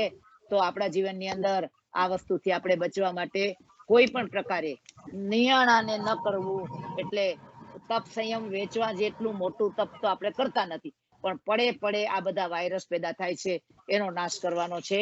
અને બીજો શબ્દ આપણે જે વાપર્યો છે એ દ્રષ્ટિ સંપન્નતા છે. દ્રષ્ટિ સંપન્ન બનો. ભગવાન શું કહે છે? દ્રષ્ટિ સંપન્ન બનો. એટલે અહીંયા દ્રષ્ટિ સંપન્નતા શબ્દની સાથે આ જે આપણને બતાવવામાં આવ્યું છે ને ભાઈ, એ દ્રષ્ટિ સંપન્ન શબ્દનો વધારે વિસ્તાર તમારે જાણવો હોય ને, તો શ્રી ઉત્તરાધ્યનજી આગમ અને એનું 29મું અધ્યયન છે, એની 60મી ગાથામાં આપણને દ્રષ્ટિ સંપન્નતા વિશે કીધું છે. દ્રષ્ટિ સંપન્નતા એટલે ક્ષાયક સંકિતની પ્રાપ્તિ. જુઓ, મેં ને તમે સમજણ કેળવી છે. આ ક્ષાયક સંકિત કયા ભાવમાં મળી શકે? જો સંકિતની પ્રાપ્તિ ચારેય ગતિમાં થાય. નર્કમાં પણ કોઈ પૂર્વના સ્મરણથી કોઈ તીર્થંકર પરમાત્માનું કલ્યાણક આવે, જન્મ કલ્યાણક હોય અને નર્કમાં શાંતિ થઈ જાય, એ વખતે એક પળને માટે, એક મોમેન્ટ, એ વખતે કોઈ નારકી એ વિચાર કરે, ત્યારે પેલો જૂનો નારકી એને કે કાતો, કારણ કે એક એક નર્કના આયુષ્યમાં કેટલા તીર્થંકરોના જન્મ કલ્યાણક પણ થઈ શકે છે. તો એને ખબર પડે કે કોઈ તીર્થંકરનો જન્મ થયો, અને આ શબ્દ સાંભળતા પેલો નારકી એને અવધિ જ્ઞાનમાં દેખાઈ જાય, અને એ વખતે એ દ્રષ્ટિ સંપન્ન બને. એટલે પણ એ સંપન્નતા એ ક્ષાયક નથી હોતી. પેલું સંકિત ઉપસમ સંકિત છે, એટલે કે આપણી સમજણ એ આવે અને જવાની જ છે, એટલે ધારેલો અગ્નિ. અને બીજું છે ક્ષયોપસમ સંકિત. તો આ ક્ષયોપસમ સંકિત પણ આપણે અસંખ્યાતિ વાર પ્રાપ્ત કરીએ અને ગુમાવીએ છીએ. પણ આ ભાવની અંદર મારે ને તમારે દ્રષ્ટિ સંપન્ન બનવું હોય તો એક જ કામ કરવાનું છે, અને એ કાર્ય છે કે માન્યતાને પરમેનન્ટ કરો. જેમ નિયાણું પરમેનન્ટ થઈ ગયા છે ને, આપણી જે ધર્મ આપણે સમજ્યા છીએ, જે આપણને પરમાત્માએ બતાવ્યો છે, એ બધાને શું કરવાનું છે? નંદીશેણની જેમ કે ભલે હું ડગી જાઉં, ભલે હું પડી જાઉં, પણ ભગવાન હું કરું છું એ ખોટું છે. ત્યારે આપણે ખોટું કરીએ, ઓછું કરીએ, નબળું કરીએ, ત્યારે આપણે એક્સક્યુઝ કરીએ છીએ. ક્યારેય આપણે કબૂલાત નથી કરતા કે આમાં મારો પુરુષાર્થ મંદ છે. આમાં સંજોગોને જવાબદાર ગણીએ, દેશકાળને જવાબદાર ગણીએ. ત્યારે જ્ઞાની કે છે કે આપણું સંગીત જે હોય ને, એ ક્ષયોપસમ સંકિત હોય ને, તો એ પણ શું થઈ જાય? ચાલ્યું જાય. એટલે ભગવાને કીધું છે, દીવ પણઠેવ અનંત મોહે નેયા ઉયમ દઠ્ઠુમેવ. એટલે જેમ વાયરો વાય, દીવ પણઠેવ અનંત મોહે. તમારા હાથમાં નાનો દીવો હોય અને વાયરો વાય, અચાનક સાયક્લોન આવી જાય, તો પછી દીવો બુજાઈ જાય કે ન બુજાઈ જાય? એ મારીને તમારી સમજણનો દીવો કોણ બુજાવી દે છે? મોહનો વાયરો. આ મોહ કરીએ છીએ, પણ મોહ નામનો કોઈ નાગ નથી કે જે આપણને સમયે સમયે ડંખ મારે છે. આ મોહ એટલે માત્ર રાગ અને દ્વેષ છે. આપણા સ્વજનો આવી જાય ને તો આપણે સામાયિક છોડી દઈએ, અને પરિવારનું કઈ મોટું કામ આવી જાય તો પ્રતિક્રમણ પણ ગુમ થઈ જાય. સામાયિક 1, ચોવીસંતો 2, પ્રતિક્રમણ 4, કાવતક 5, આ બધા 6 આવશ્યક. એ આપણા આવશ્યક છે કે અનાવશ્યક છે? આવશ્યક છે. આવશ્યક છે ને. આપણી આવશ્યકતા કેટલી? પ્રોવાઇડેડ કે એવરીથિંગ ઇઝ ઓલ રાઈટ. આ સંસારમાં ઓલ રાઈટ હોય ભાઈ? કર્મ હોય ત્યાં સુધી ઓલ રાઈટ હોય જ નહીં. કર્મની બધી જ પ્રકૃતિ સબસાઇડ થાય. તમે વિચારજો, દેવલોકમાં પારાવાર પુણ્ય છે તો ત્યાંની મર્યાદાઓ પણ જાણી લો. એ દેવતા પરાધીન છે. આજે રાજેન્દ્રભાઈ ને કુમુદબેન સાથે બેસીને કઈ સરસ મજાની દીકરાના દીકરા આવ્યા હતા, આખો પરિવાર આવ્યો હતો, એટલે સરસ મજાનું આયોજન કર્યું હતું. એમાંથી કદાચ સંઘનો આદેશ આવે કે આજે તમારે હાજર રહેવાનું છે આમાં, તો તમે ના પાડી શકો, કારણ કે અહીંયા મનુષ્ય છો. પણ સુઘોષા ઘંટ વાગે અને દેવલોકમાં ઇન્દ્રનું એલાન થાય કે આજે કલ્યાણક મહોત્સવમાં જવાનું છે, તો દેવ ના પાડી શકે? ના પાડે. આટલી પુણ્યની પ્રકૃતિ વચ્ચે પરાધીનતાની ઉદય છે કે નથી? કેટલી બધી મજબૂરીઓ છે. એટલે ચાર ગતિમાં ક્યારેય પણ ઓલ રાઈટ હોય નહીં. ઓલ રાઈટ હોય તો ક્યાં હોય? મોક્ષમાં. અને આપણે મોક્ષમાં. તો હવે આપણે ઓલ રાઈટ કરવું છે કે સબસાઇડ કરવું છે? Alright. ઓલ રાઈટ કરવું છે ને. તો જ્ઞાની કે છે દ્રષ્ટિ સંપન્ન બનો, નિર્ણયમાં લાવો. એટલે શ્રેણિક મહારાજા આજે એને શું કર્યું? આ ભાવમાં શું કર્યું ભાઈ? શ્રેણિકના ભાવમાં ક્ષાયક સંકિતી બન્યા. એનું સંકિત મિથ્યાત્વી હતા. ત્યારે એને નિદાન કર્યું અને ત્યારે એને કર્મ બાંધ્યું. પેલી હરણી વિંધી હતી ને પેટના બચ્ચા વાળી, અને એના ઉપર પાછું અજ્ઞાન ઉપર પાછું ગુમાન કર્યું હતું. એ વખતે નર્કના આયુષ્યનો બંધ પડી ગયો. પણ જ્યારે એને અનાથી મુનિ મળ્યા, અણાહો અપણો વી અણાહો મહારાયા. શું કીધું? મહારાજા તું પણ અનાથ છો, તું મારો નાથ તું બનીશ. અને અંદરમાં ચક્ર ચાલ્યું જુઓ. અને પેલા જે આ એક્સ્ટ્રોવર્ટ હતું ને, હવે શેમાં ચાલ્યું? ઇન્ટ્રોવર્ટ થયું. એક પછી એક મિથ્યાત્વ મોહની બધી પ્રકૃતિઓ શું થવા માંડી? જો ક્યારે આપણું મોહ જયારે આપણા ઉપર હુમલો કરે ને, ત્યારે આપણે લડાઈ કરવાની છે. એ લડાઈ પરિવાર સાથે નથી કરવાની, સમાજ સાથે નથી કરવાની, સંજોગો સામે નથી કરવાની, વાયરસ સામે નથી કરવાની. આ 5 મારાના લક્ષણ મહાવીરે બતાવ્યા હતા કે નહોતા બતાવ્યા? વિચાર કરો. તો પછી આપણને આશ્ચર્ય કેમ થાય છે? આવું તો કોઈ દી નહોતું જોયું. ભગવાન કે હજી તો ન જોયું એવું કેટલું બધું જોવાનું છે. સ્વીકાર કર કે આ સંસારના પાપનો ઉદય થઈ રહ્યો છે, પણ તું બચી જઈશ. શ્રેણિક મહારાજા નર્કમાં પણ બચી ગયા. આજે શ્રેણિક મહારાજા નર્કમાં છે, અને એ જ્યારે નર્કની બહાર નીકળશે ત્યારે એને લેવા કોણ આવશે? એ ગર્ભ કલ્યાણક. એ ત્યાંથી માત્ર નર્કમાંથી જ્યારે આયુષ્ય પૂરું કરશે અને તત્કાલ એ ગર્ભ કલ્યાણક ઉજવવા 64 ઇન્દ્રો આવશે. આ સત્તા તારી છે. મારી ને તમારી સત્તા કેટલી છે ભાઈ? હજી ત્યારે એ મુનિ નથી બન્યા, એ તીર્થંકર નથી બન્યા. હજી તો નારકીનો જીવ નીકળ્યો છે. પણ એનું ક્ષાયક સંકિત, જેણે તીર્થંકર નામ ગોત્ર બંધાવ્યું હતું. અને જે આજે કોઈ ફાંસીનો કેદી, કોઈ ટેરરિસ્ટ કે જેને સજા થઈ હોય અને કદાચ એને થોડી રાહત મળે અને એ બહાર નીકળે, તો એને લેવા માટે આખો દેશ જાય ન જાય? તો આ નારકીને લેવા માટે 64 ઇન્દ્રો કેમ ગયા? આ કામ કરવાનું છે, આ વ્યવદાન કરવાનું છે.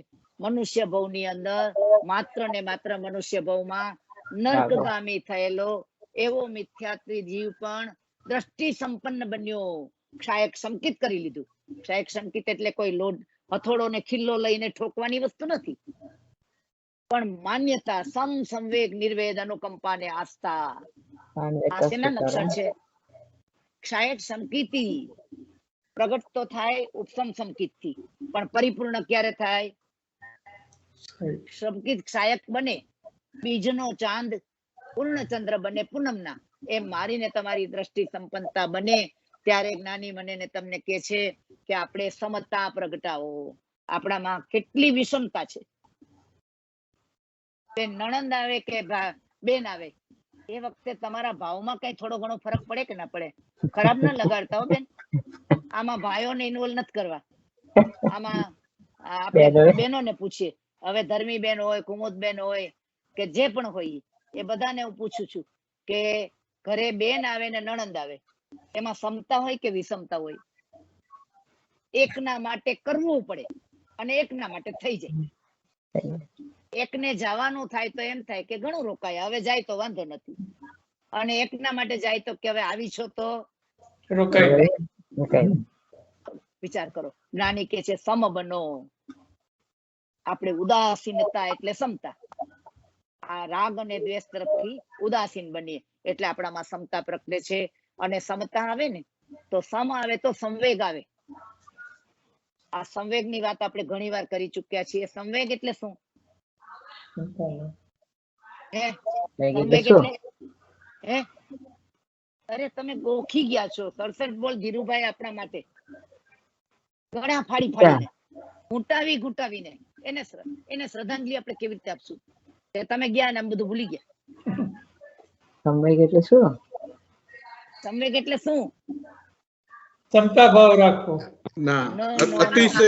અતિશય ઈચ્છા રાખવી. બરાબર. મોક્ષની અભિલાષા. અભિલાષા શબ્દ પણ અધૂરો છે. મોક્ષે જવાનો વેગ, ઉતાવળ. મોક્ષે જવાની ઉતાવળ, એનું નામ સંવેગ છે.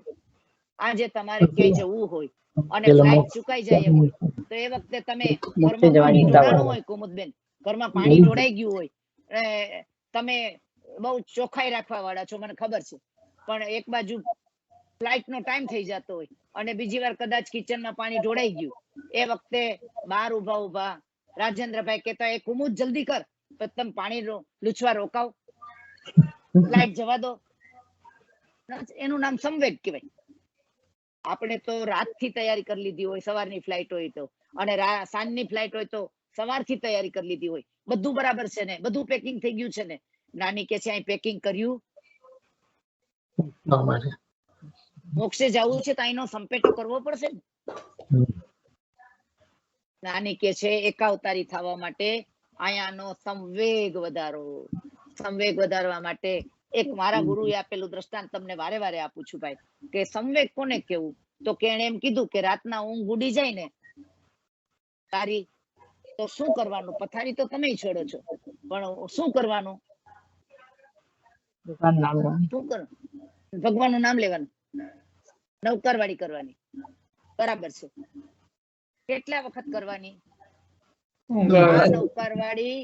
આ નવકારવાળી પાછી જલ્દી ઊંઘ આવી જાય એના માટે છે કે હવે સવાર સુધી જાગવું છે એના માટે છે? જાગવા માટે કરવી જોઈએ. એટલે આપણે જ્યાં સુધી ઊંઘ ના આવે ને પાછી ત્યાં સુધી કરીએ. તો જ્ઞાની કે છે આ નવકારવાળી ઊંઘ લાવવા માટેની થઈ. અને ત્યારે જો સામાયિક બાંધીને બેસી ગયા, પથારી છોડીને કટાશણું પાથર્યું, તો સંવેગ. આનું નામ સંવેગ છે. તો સંવેગ છે. એટલે જ્ઞાની મને તમને કે છે મોક્ષમાં બધાઈને જવું છે, પણ પ્રોવાઇડેડ કે આ ભાવમાં તો આ બધી જવાબદારી કોની છે? આપણે એના ભાગ્યના વિધાતા છીએ ને ભાઈ. કેતુભાઈ, આ બિચારા પાછળથી તમારા વાઈફ નું શું થાય? એટલે આપણે શું કહીએ, મારા ઉપર એની જવાબદારી છે. નાની કે છે કે કોઈની જવાબદારી કોઈ ઉપર નથી, તારો રાગ જવાબદાર છે. એટલે સંવેગ એટલે મોક્ષ જવાની ઉતાવળ. એટલે આપણે જે કરવું છે ને એ ઝડપ રાખવી પડશે. શું કરવું પડે? બ્લેકઆઉટ આવતો હોય પેલા તમને ખબર છે ને, તમે લોકો તો જે નાના છો પણ વર્લ્ડ વોર ની વાતો સાંભળી હશે કે જયારે દુશ્મનો બોમ્બ ફેંકવા આવતા ત્યારે ક્યાંય પણ લાઈટ હોય ઘરમાં તો એ લોકોને ખબર પડી જાય કે અહીંયા ગામ છે, એટલે બ્લેકઆઉટ કરી નાખતા. હવે બ્લેકઆઉટ કરવાનું આવવાનું હોય તો તમે દિવસના બધું કામ પતાવી લ્યો કે ના પતાવી લ્યો? અને રાતના ધારો કે લાઈટ કરી તો તમને મોટામાં મોટો ફાઇન પણ થતો અને સજા પણ થતી. તો જ્ઞાની મને તમને કે છે આપણા માટે મનુષ્ય બહુ પૂરો થયો એટલે બ્લેકઆઉટ સમજવાનો છે. શું સમજવાનું છે? આ બ્લેકઆઉટ આવે છે કે નહીં? આટલા મનુષ્યમાંથી પાછો મનુષ્યનો ભવ મળે એની ખાતરી કેટલાને છે? તો આપણે કોની રાહ જોઈને બેઠા છીએ? કોની રાહ જોઈને બેઠા છીએ? એટલે સંવેગ, સંવેગ, નિર્વેદ, આ દ્રષ્ટિ સંપન્નતા છે. આપણે શેની વાત કરી રહ્યા છીએ? દ્રષ્ટિ સંપન્નતાની. મેં ને તમે અનંત ભવ કર્યા પણ દ્રષ્ટિ સંપન્ન નથી બન્યા. એટલે નિર્વેદ એટલે ઝેર તરફ જેટલો અભાવ છે. નિર્વેદ એટલે શું? એના તરફ અભાવ. ઝેર તરફ જેટલો અભાવ છે ને, કંટાળો એમાં મિથ્યાત્વ પણ હોઈ શકે ભાઈ. જ્યારે એનું વાસ્તવિક સ્વરૂપ જાણ્યા પછી એના તરફ જે અભાવ થાય. આજે તમે કોઈ કહે કે મને કોરોના પોઝિટિવ આવ્યું છે, સાંભળો, કોરોના પોઝિટિવ આવ્યું છે, અને પછી તમારો સગો દીકરો પણ હોય અને તમને હગ કરવા આવે, તમે હગ કરશો? ના, નહીં કરો. વિચાર કરો. આનું નામ સમજણ છે કે વાયરસ વિશેની, કે જરૂર મને એ વાયરસ લાગી જશે. તો જ્ઞાની કે છે આ સંસારના તમામ સંબંધો તરફ, તમામ પદાર્થો તરફ જ્યારે આપણને આવો નિર્વેદ જાગે, એટલે નિર્વેદમાં માત્ર કંટાળો નથી, નિર્વેદમાં સમજણ પૂર્વકનો સ્વીકાર છે કે જેમ રક્ત પિત્યાને હક કરતા નથી, એને એવી રીતે જ્ઞાની કે છે કે આ સંસારના એક પણ સંબંધમાં મારીને તમારી આસક્તિ ન રહે, રતિ ન રહે, ત્યારે આપણે નિર્વેદ આવ્યો કહેવાય. એટલે સોનાના સિંહાસને પણ સંસાર ના જોઈએ. આવું બોલી શકાશે આપણાથી? એને બદલે આપણે તો શું પ્રોમિસ કરો છો એકબીજાને કે કાં 7 ભવ સુધી તમે જ મળજો, અને કાં છેલ્લે બીજો વૈરાગ્ય આવ્યો તો કે 7 ભવમાં પાછી કોઈ દી ના મળે. આવું છે કે નહીં? આપણે જો રાગ હોય તો ભવો ભવની આપણે ભૂમિકા બાંધીએ છીએ, અને તિરસ્કાર થાય તો હવે તારું મોઢું પણ જોવું નથી. આમાં નિર્વેદ ક્યાંથી આવે? એટલે નિર્વેદ એટલે સંસારનું સ્વરૂપ. સોનાના સિંહાસને પણ સંસાર ન જોઈએ, અને ઇન્દ્રના ઇન્દ્રાસને પણ સંસાર ન જોઈએ. આજે ચક્રવર્તીનું સોનાનું સિંહાસન, એને વળગે તો ક્યાં ચાલ્યા જાય? નરકમાં. અને ઇન્દ્રના ઇન્દ્રાસનને ઇન્દ્ર વળગે તો એ તિર્યંજમાં ચાલ્યા જાય. આવી આપણને પ્રતીતિ છે. હજી તો આપણે હેવનલી હેપીનેસ ની કલ્પના કરીએ છીએ. હાઉસ કેવું જોઈએ ભાઈ? કમ્ફર્ટેબલ. એમાં શું શું હોવું જોઈએ? સ્વિમિંગ પુલ હોવો જોઈએ, આ હોવું જોઈએ. આપણે કયા ઉંમરે આ બધું વિચારીએ છીએ? હવે જે થાક્યા છીએ, નિર્વેદ નથી આવ્યો કે તું ભાઈ આપણે થાક્યા છીએ.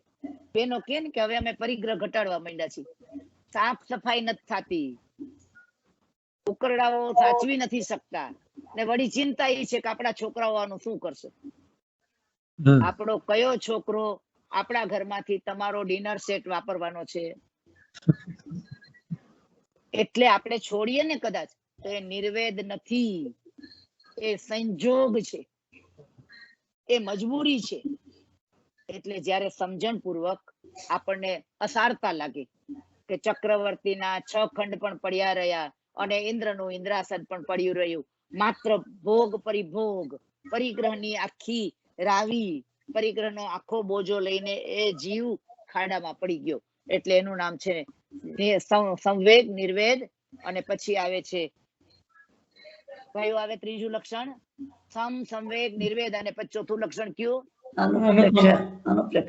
સંવેગ, નિર્વેદ, અનુકંપા. અનુકંપા. આપણી કરુણા કેટલી? આપણી કરુણા કેટલી ભાઈ? તો કે અમે તો જૈન છીએ, એક કીડીને પણ કચડીએ નહીં. પણ જ્ઞાની કે છે કે પરમાત્માના માર્ગના સાચા સાધકને શ્વાસના વાયુના જીવની પણ કરુણા આવે. શું આવે? કે હું જેટલા શ્વાસ વધુ લઈશ એટલા શ્વાસમાં વધુ વાયુના જીવને લઈશ, તો આ જીવનની અંદર હું જે શ્વાસ લઉં એમાં જેટલી મારી હિંસા થાય છે એ બધી હિંસામાંથી હું સાર્થક કરું છું. એ શ્વાસ મારો સાર્થક છે. કેટલી સૂક્ષ્મતાથી વિચારવાનું છે ભાઈ, કે કોઈ પણ લાંબુ જીવવાની ઈચ્છા કરે ને તો એની અંદરમાં લાંબા શ્વાસ ચાલશે કે નહીં ચાલે. તે વખતે આપણે વિચારવાનું છે ને કે અહીંયા હું એક ગામમાં તમે ગયા છો બિઝનેસ માટે અને ત્યાં બિઝનેસ જરાય ન થતો હોય તો તમે ત્યાં તમારો સ્ટે લંબાવો કે ટૂંકાવો? ટૂંકાવો. એને બદલે તમે તમારો દીકરો કદાચ એમ કે અત્યારે મોટી ગેમ રમાતી હતી, ફૂટબોલની ગેમ હતી, બોમ્બે અમેરિકામાં બહુ આકર્ષણ છે, એટલે મને એમ થયું કે લાવ 8 દી હોટલનો સ્ટે લંબાવી દઉં. તો તમે એને મૂર્ખ કયો ત્યારે બેટા 8 દિવસમાં તે કેટલું ખર્ચ કરી નાખ્યું વધારાનું. તારે વેકેશન લેવું તો લેવું તું, પણ અત્યારે નહીં, કમાવાની સિઝનમાં ત્યાં વેસ્ટ કરી નાખ્યો. એમ નાની મને ને તમને કહે છે તારું આયુષ્ય લાંબુ કરીને તું શું ઉકાળી લેવાનો છે? આપણે ઈચ્છીએ ને કે આપણે 100 વર્ષના થાય. આ જ્ઞાની કે છે આ તારી અનુકંપા નથી. જો અનુકંપા હોય તો આપણી માગણી એ થાય કે ભગવાન જેટલું મને તે આયુષ્ય આપ્યું છે એ આયુષ્યમાં મારો અનુકંપાનો ગુણ વધતો ચાલે, હું જીવ દયા કરતો જાઉં અને મારા આત્માને બચાવી લઉં. તો આ પ્રમાણે શ્વાસોશ્વાસનો પણ જ્યારે ખેદ થાય એવી કરુણા એ અનુકંપા છે. અને આસ્થા એટલે શ્રદ્ધા. આ બધા જેની વાત કરીને શ્રદ્ધા એટલે આ જે સંવેગ નિર્વેદ અનુકંપા કરી એ બધા તત્વોની જ્યારે સંપૂર્ણ શ્રદ્ધા થાય ત્યારે આપણે દ્રષ્ટિ સંપન્ન બનીએ છીએ. એટલે મનુષ્યનો ભવ એ આપણા માટે એવો ભવ છે કે જેની અંદર આપણે શું કરવાનું છે? આસ્થા કરવાની છે, શ્રદ્ધા કરવાની છે. અને હવે આવે છે યોગવાહિતા. યોગવાહિતા એટલે પાંચમા આરાનું લક્ષણ એ વક્રતા છે. આપણે યોગવાહિતા એટલે આપણા જીવનની અંદર આવતા મન વચન કાયાના વાહિતા. યોગવાહિતા એટલે મન વચન કાયાની સમાધિ. આત્માથી જીવનો વ્યવહાર યોગ વહન કરતો હોય તે માલિક હોય, નોકર ન હોય. જે આત્માથી જીવ છે ને, જેને એકાવતારી થવું છે, એને મન વચન કાયા એના કંટ્રોલમાં રાખે. મન વચન કાયા એને કંટ્રોલ ન કરે. આપણા જીવનમાં મન વચન કાયાનો કંટ્રોલ છે કે આપણો મન વચન કાયા ઉપર કંટ્રોલ છે? મન માગે ત્યારે આપીએ છીએ કે આપણને આપવું હોય તો જ આપીએ છીએ? મન માગે ને ત્યારે ન આપવું, એનું નામ ભગવાને ઈચ્છા નિરોધ કીધું છે. અને ઈચ્છા નિરોધ ને જ ભગવાને તપ કીધું છે. વચન જ્યારે ઉગ્ર બને ત્યારે આપણે શું કરી શકવા જોઈએ? વચન યોગની આપણા ઉપર એટલી મોટી પકડ છે કે આપણે ક્યારેય પણ આવેશમાં આવીએ ત્યારે વચનના યોગ વાહિતાનો આપણે સફળ કરી શકતા નથી. એટલે જ્ઞાની કહે છે કે આવા વક્ર ને જડ જીવોના યુગમાં મારે ને તમારો જન્મ થયો. એનો અર્થ એ છે કે આપણે પૂર્વના ભવોમાં વક્રતા સેવી હતી. આજે કોઈ પણ સ્વભાવ બન્યો એ સ્વભાવ એક ભવમાં બને. ચંડકોશિયો બન્યો તો સીધો નાગના ભવમાં એનામાં ઝેર આવ્યું, એનામાં ક્રોધ આવ્યો. અરે મુનિના ભવમાં બીજનું વાવેતર કર્યું. અને બીજનું વાવેતર તો વ્યવહારથી કહેવાય, નિશ્ચયથી તો મિથ્યાત્વના મૂળિયામાં આ બધી તાકાત હતી. પણ મનુષ્યના ભવમાં એ ફૂલે ફાલે છે. આપણું મિથ્યાત્વ કે આપણું સમ્યક દર્શન એને ફાલવાની તક ક્યાં ભવમાં વધારે મળે? એક નાગ કદાચ સંકિતી બન્યો, તેને વધુ શું કર્યું? પોતે રાફડામાં માથું નાખી દીધું અને શરીરને બહાર રાખીને સહી લીધું. તો માત્ર એટલું કરવા સિવાય નાગના ભવમાં, તિર્યંતના ભવમાં આપણે શાસન પ્રભાવક બની શકીએ, આપણે યોગવાહિતા કરી શકીએ.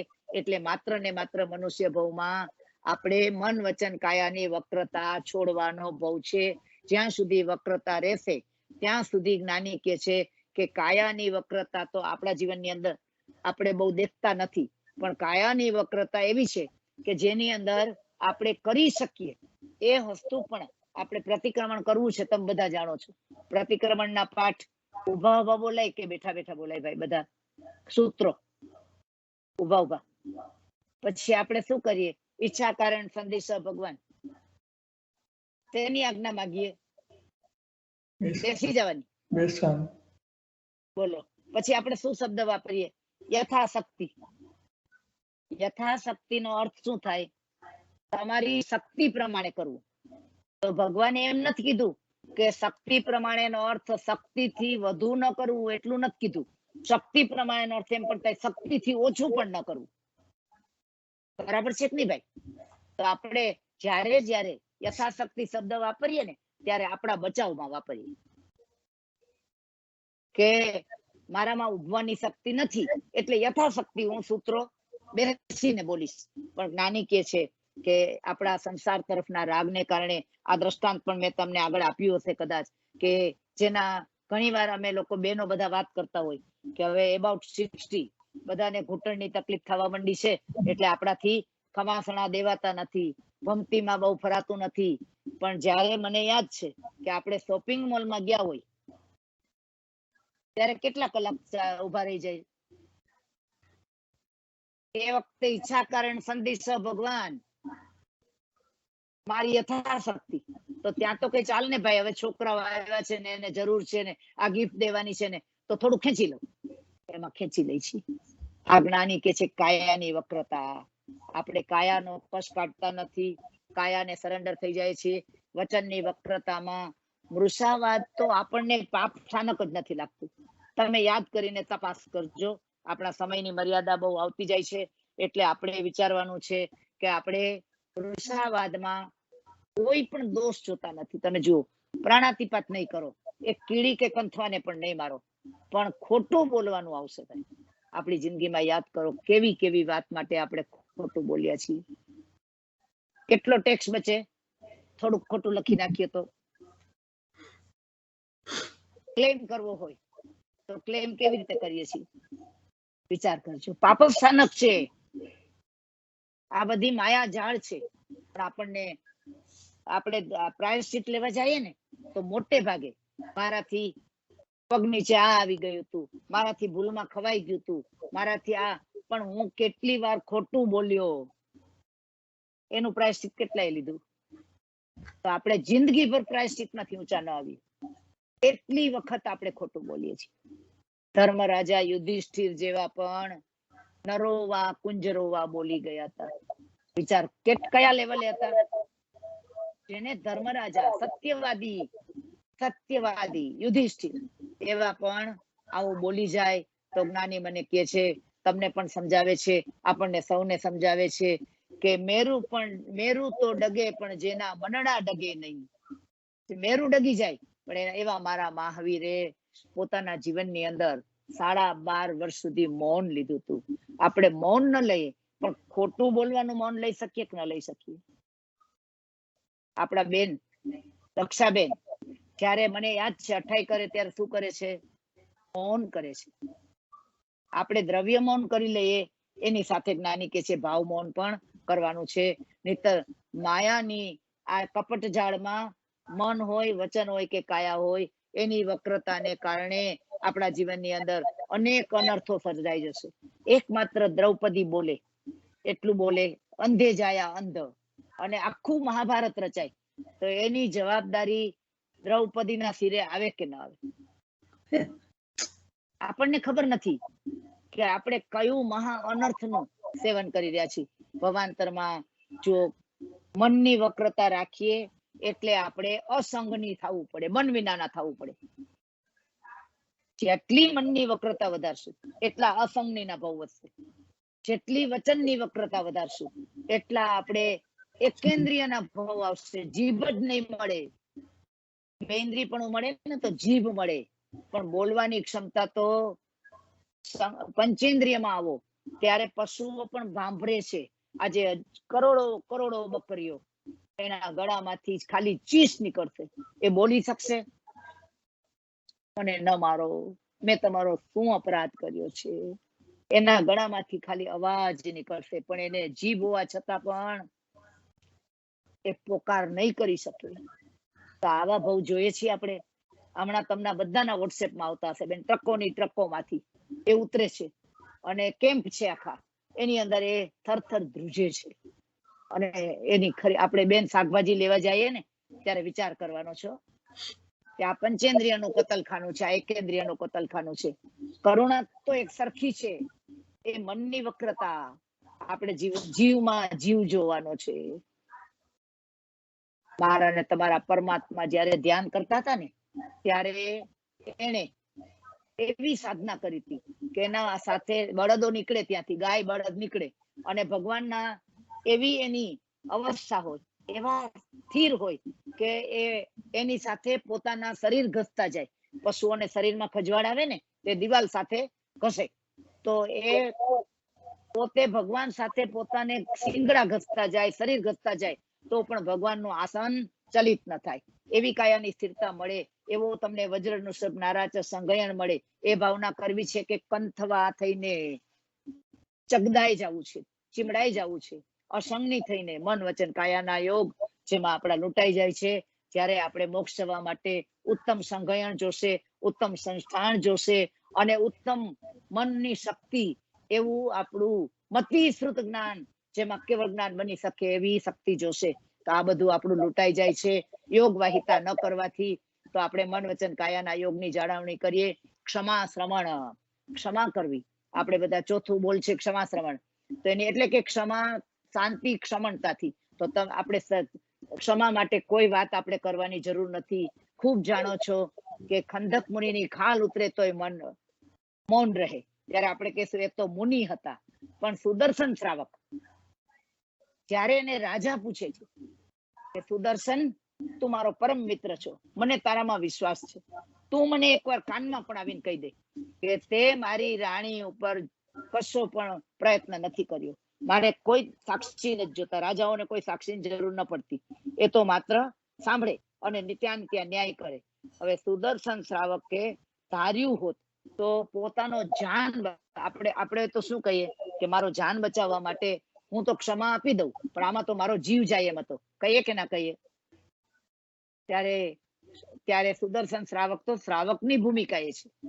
એમણે રાણી અભયાને છતી શક્તિએ ક્ષમા આપી કે ના આપી? આ કોઈ પંચમહાવ્રતધારી 14 પૂર્વધર એવા મુનિની વાત નથી, મારા ને તમારા જેવા શ્રાવકની વાત છે. તો છતી શક્તિએ અપરાધની ક્ષમા કરવી, એને જ્ઞાની આપણને કહે છે કે જીવનની અંદર આવી ક્ષમા આપણે કેળવશું ત્યારે આપણા આવતા જન્મોની આડખીલી, જે જન્મો આપણને સંસારમાં રગી રાખે છે, સંસારમાં ખેંચી રાખે છે, સંસારમાં વારંવાર જન્મ મરણ કરાવે છે, એ ભવોનો નાશ થશે અને એકાવતારી પણ આપણે થઈ શકશું. એ વખતે ચંદનબાળા કે જે પણ બાળકી છે, શ્રાવિકા જ નથી, હજુ તો માત્ર ને માત્ર રાજકુમારી છે. જુઓ, સુદર્શન તો શ્રાવક હતા, ચંદનબાળા શ્રાવિકા તો નહોતી, તો પણ એને માતાના અપરાધને અપરાધ ગણ્યો. માતાના એ કોઈ સાક્ષી નહોતું, પોતે જાણતી હતી, અને મનોમન એને વિચાર કર્યો કે મારો ક્યાં ગુનાની સજા મારી માં આપે છે, મેં તો માનું કઈ બગાડ્યું નથી, તો મને 3 દિવસ ત્યાં ભૂખી રાખી છે, માથા ઉપર મુંડન કર્યું છે. આવો વિચાર આવે કે ના આવે? ત્યારે આપણું મન એક્સક્યુઝ શું કરે? એનો વાંક હોય તો મને ગુસ્સો આવે કે ના આવે? આપણે શું બોલીએ કે અમુક તો મને ગુસ્સો ના આવે, સાચું હોય તો હું બધું સાંભળી લઉં, પણ મને કોઈ ખોટું કહે તો પછી મારું શું થાય? છટકે. નાની કે છે તારો સંયમ છટક્યો, તારી સમજણ છટકી, તારું સમ્યક છટકી. હવે તું ભવ વધારનારો, ભવની પરંપરા વધારનારો બની ગયો. આ વેર કેટલા વર્ષ ચાલે? એક જ ભવમાં આવે. વિચારજો કે ભગવાન મહાવીર સ્વામી કાનમાં શિશુ રેડે ગોવાળિયાના ભવમાં, ત્રિપૃષ્ણના ભવમાં, અને મહાવીરના ભવમાં કાનમાં ખીલા ઠોકાય. કેટલા ભવે ઉદયમાં આવ્યું? આટલા ઊંડા મૂળિયા છે વેરના. એટલે આપણા ભવો પાછો જયારે મેળ ખાય ને, ત્યારે ભગવાન અને ગોસાલો, ભગવાન અને કાનમાં ખીલા ઠોકવા વાળો, આ બધા ક્યારે ભેગા થયા? સુકુમારના માથા ઉપર અંગારા મુકાણા. કેટલા ભવ પછી મુકાણા? 9,99,999 ભવ. તો આપણે કેટલા ભવ વધાર્યા? માથા ઉપર રોટલો બાંધ્યો ત્યારે કેટલા ભવ વધાર્યા? 9,99,999. તો જ્ઞાની મને ને તમને ક્ષમા શ્રવણ બનો. આ ક્ષમા શ્રવણ બન્યા વિના આત્માનું કલ્યાણ થવું નથી. તો હવે આગળ વધીને જ્ઞાની આપણને કહે છે કે 5મું છે જીતેન્દ્રિયતા. એના વિશે આપણે વધુ વિસ્તાર નહીં કરીએ, કારણ કે એ ઇન્દ્રિયના વિજય વિના કોઈ પણ આત્મા મોક્ષગામી થયા નથી. એટલે મનને ઇન્દ્રિયને જીતે એ જ મુનિ છે. એટલે આપણે વિષય નહીં પણ વિકારને જીતવા છે. વ્યવહારમાં વિષય કહેવાય, વિષય એટલે સબ્જેક્ટ. જોવાનું, સાંભળવાનું, સૂંઘવાનું, ચાખવાનું અને સ્પર્શવાનું. આ કેમ કરીને રોકશો? શરીરનો તો સ્વભાવ છે કે એને સ્પર્શ થાય તો ખબર પડે, જીભનો સ્વભાવ છે કે એને ખાટું મોડું ગળ્યું ખાટું લાગે તો પણ એને ખબર પડે. હવે નાકને તમે બંધ ના કરી શકો, દુર્ગંધ આવે ને ગંધ આવે એ બધું આવે. આંખને તમે દ્રષ્ટિ સામે આખો દિવસ 24 કલાક આંખ બંધ કરીને બેસી શકો? આંખ તો ખુલ્લી જ રહેવાની. અને મન વિચાર કરે તો એ પણ વિચાર કરવાનો. તો પછી જીતવાનું શું? કેવી રીતે જીતવાનું? રાણી કે છે વિષય નહીં વિકાર ને જીતો. શેને જીતવાના છે? વિકાર. વિકાર એટલે વિકૃતિ. આપણે સબ્જેક્ટિવ છીએ. આપણે આર્ત ધ્યાનના વિષયમાં વિષય વિસ્તારથી લેશું. આપણે બધા સબ્જેક્ટિવ છીએ એટલે કર્મ બંધાય છે. આપણે ઓબ્જેક્ટિવ બનવાનું છે. વસ્તુ વસ્તુ છે એ શું કરી શકે આપણને? આજે મહાવીરની સામે અપ્સરા નૃત્ય કરે, આજે તમને ખબર સંવત્સરણમાં પેલા દેવતાઓ આવીને નૃત્ય કરે છે, તો મહાવીરને શું ફરક પડે? તીર્થંકરને શું ફરક પડે? પણ માત્ર શ્રેણિક રાજાને ચેલના રાણી આવે, શ્રેણિક રાજાને ચેલના રાણી આવે સંવત્સરણમાં, અને સાધુ સાધ્વીઓ અને શ્રાવક શ્રાવિકા એ જોઈને નિયાણા કરે. કર્યા હતા ને? એ ભગવાન, જો અમારા તપ સંયમનું ફળ હોય તો આ શ્રેણિકમાં રાજા અને ચેલના રાણી જેવું શું મળે? ત્યારે કોઈનું પ્રસન્ન દાંપત્ય જુએ ને એટલે કે કાશ મને આવી બૈરી મળી હોત તો. આ બધા મને ઘણા લોકો કહેતા કે કોલેજમાં હોય ને યુવાનો, ત્યારે હિરોઈન ના ફોટા રાખીને બાજુમાં સુવે કે આવી મને વાઈફ મળે. વિચાર કરજો, આ વિકૃતિ છે. આ શું છે? આ વિકાર છે. નાની કે છે કર્મને ઉદાર હોય, કર્મને સ્વીકારનારા હોય તે માને કે કર્મોદયે મને જે મળશે એ તો મારા ઉદય પ્રમાણે મળશે, પણ મારે એમાં ઇમ્યુન થવું છે. એટલે આપણે જીતેન્દ્રિય બનવું એટલે શું છે? ઇમ્યુન બનવું. એટલે આપણા અભાવની અંદર સાથે આપણા જીવનની અંદર એક પણ ઈચ્છા, એક પણ તમન્ના, એક પણ ભાવના જો જાગી જશે તો જ આપણને ઇન્દ્રિયો નુકસાન કરી શકશે. એટલે ગુલામી અને સ્વતંત્રતા. ગુલામી એટલે શું છે? કે મનસ્વીપણું એ ગુલામી છે. આપણે મનસ્વી બનીએ ને એ ગુલામી છે. અને માલિકીપણું એની અંદરમાં શું હોય છે?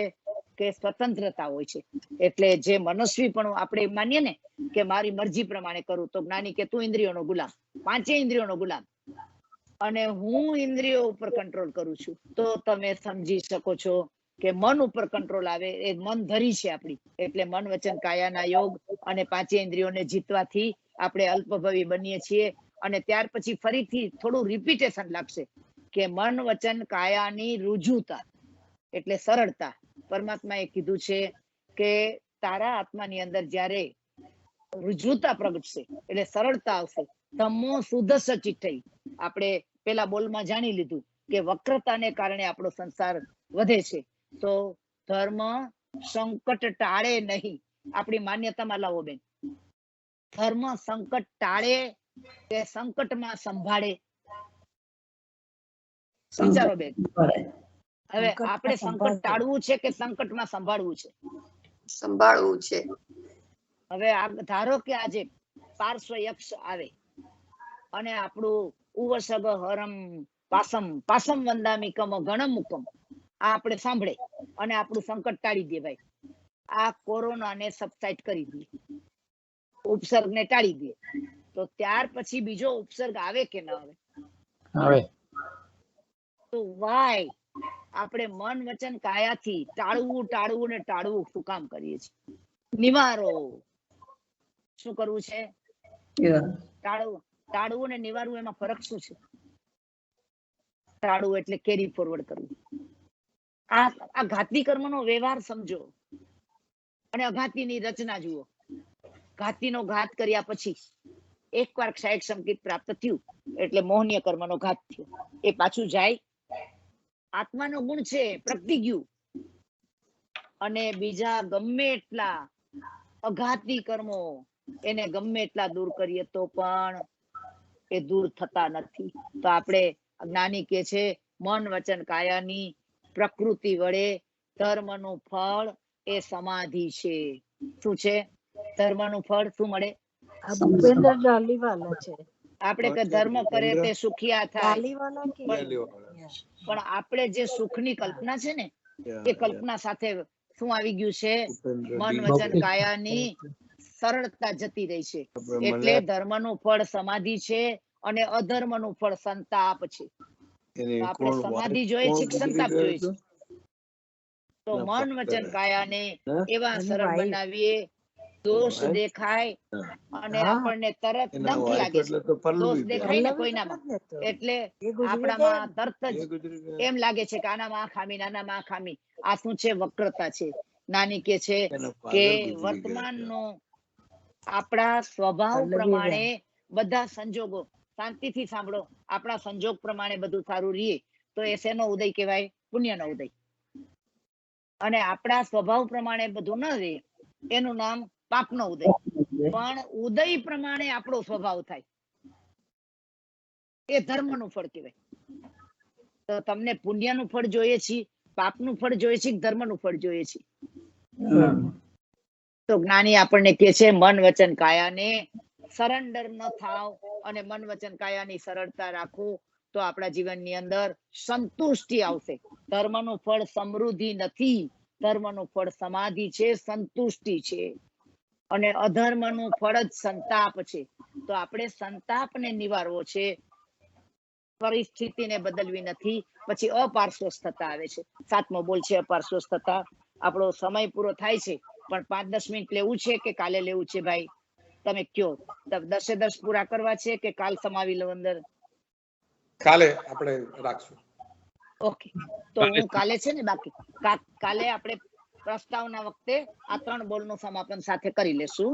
તો આજનો આપણો સમય પૂરો થાય છે. આ વિસ્તારો એવા જ મને કેતુભાઈ કીધું હતું કે બેન તમારે 2 દિવસ લેવા હોય તો એક વિષયને 2 દિવસ લ્યો. પણ મારી ભાવના એવી હતી કે ઘણી વખત શું થાય છે કે એક દિવસ જોડાયા હોય, બીજી વાર નથી પણ જોડાઈ શકતા. તો એમ થયું કે આનું સંકલન કરીએ.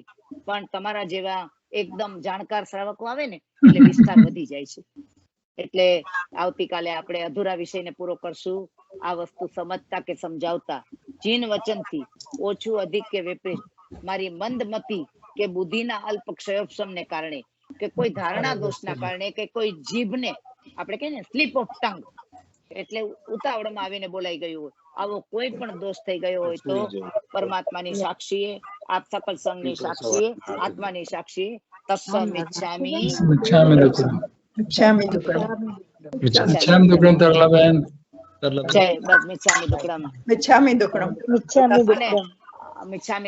છેલ્લા દિવસે આપણે તમને આજે કોઈ પ્રશ્ન ઉઠ્યા હોય તો એ પ્રશ્ન તમે લખી રાખજો. આપણે છેલ્લા દિવસે પ્રશ્નોત્તર પણ એના માટે થોડો સમય જરૂર રાખશું. એટલે દરેકને ચાન્સ મળશે પ્રશ્નનું સમાધાન કરવાનો. તો ફરી પરમાત્માની આપણે અંતિમ મંગલ કરીએ છીએ. સર્વ મંગલ માંગલ્યમ સર્વ કલ્યાણ કારણમ પ્રધાનમ સર્વધર્માણામ જૈનમ જયતિ શાસનમ. બોલો ભગવાન મહાવીર સ્વામી કી જય. જૈન શાસન દેવ કી જય. સદગુરુ દેવ કી જય. પ્રણામ. જય જિનેન્દ્ર. ખૂબ ખૂબ અનુમોદના તરલાબેન. સાતામાં રહેજો. અમારા સંઘ માટે તમે ઘણા વહેલા આવી ગયા. તમારા માટે ઘણું વહેલું છે. Thank you so much. અને ઘણો સરસ તમે એક્સપ્લેન કર્યું. Thank you. દેવગુરુ ધર્મની કૃપાથી ને તમારા ઉત્સાહથી શક્તિ મળી રહી છે એટલે કોઈ વાંધો નથી. અને આપ સૌ પણ સાતામાં રહેજો અને ધર્મના માર્ગે આપણે સૌ આગળ વધીએ એ જ ભાવના સાથે. જય જિનેન્દ્ર. પ્રણામ. જય જિનેન્દ્ર. પ્રણામ. જય જિનેન્દ્ર. પ્રણામ. જય જિનેન્દ્ર.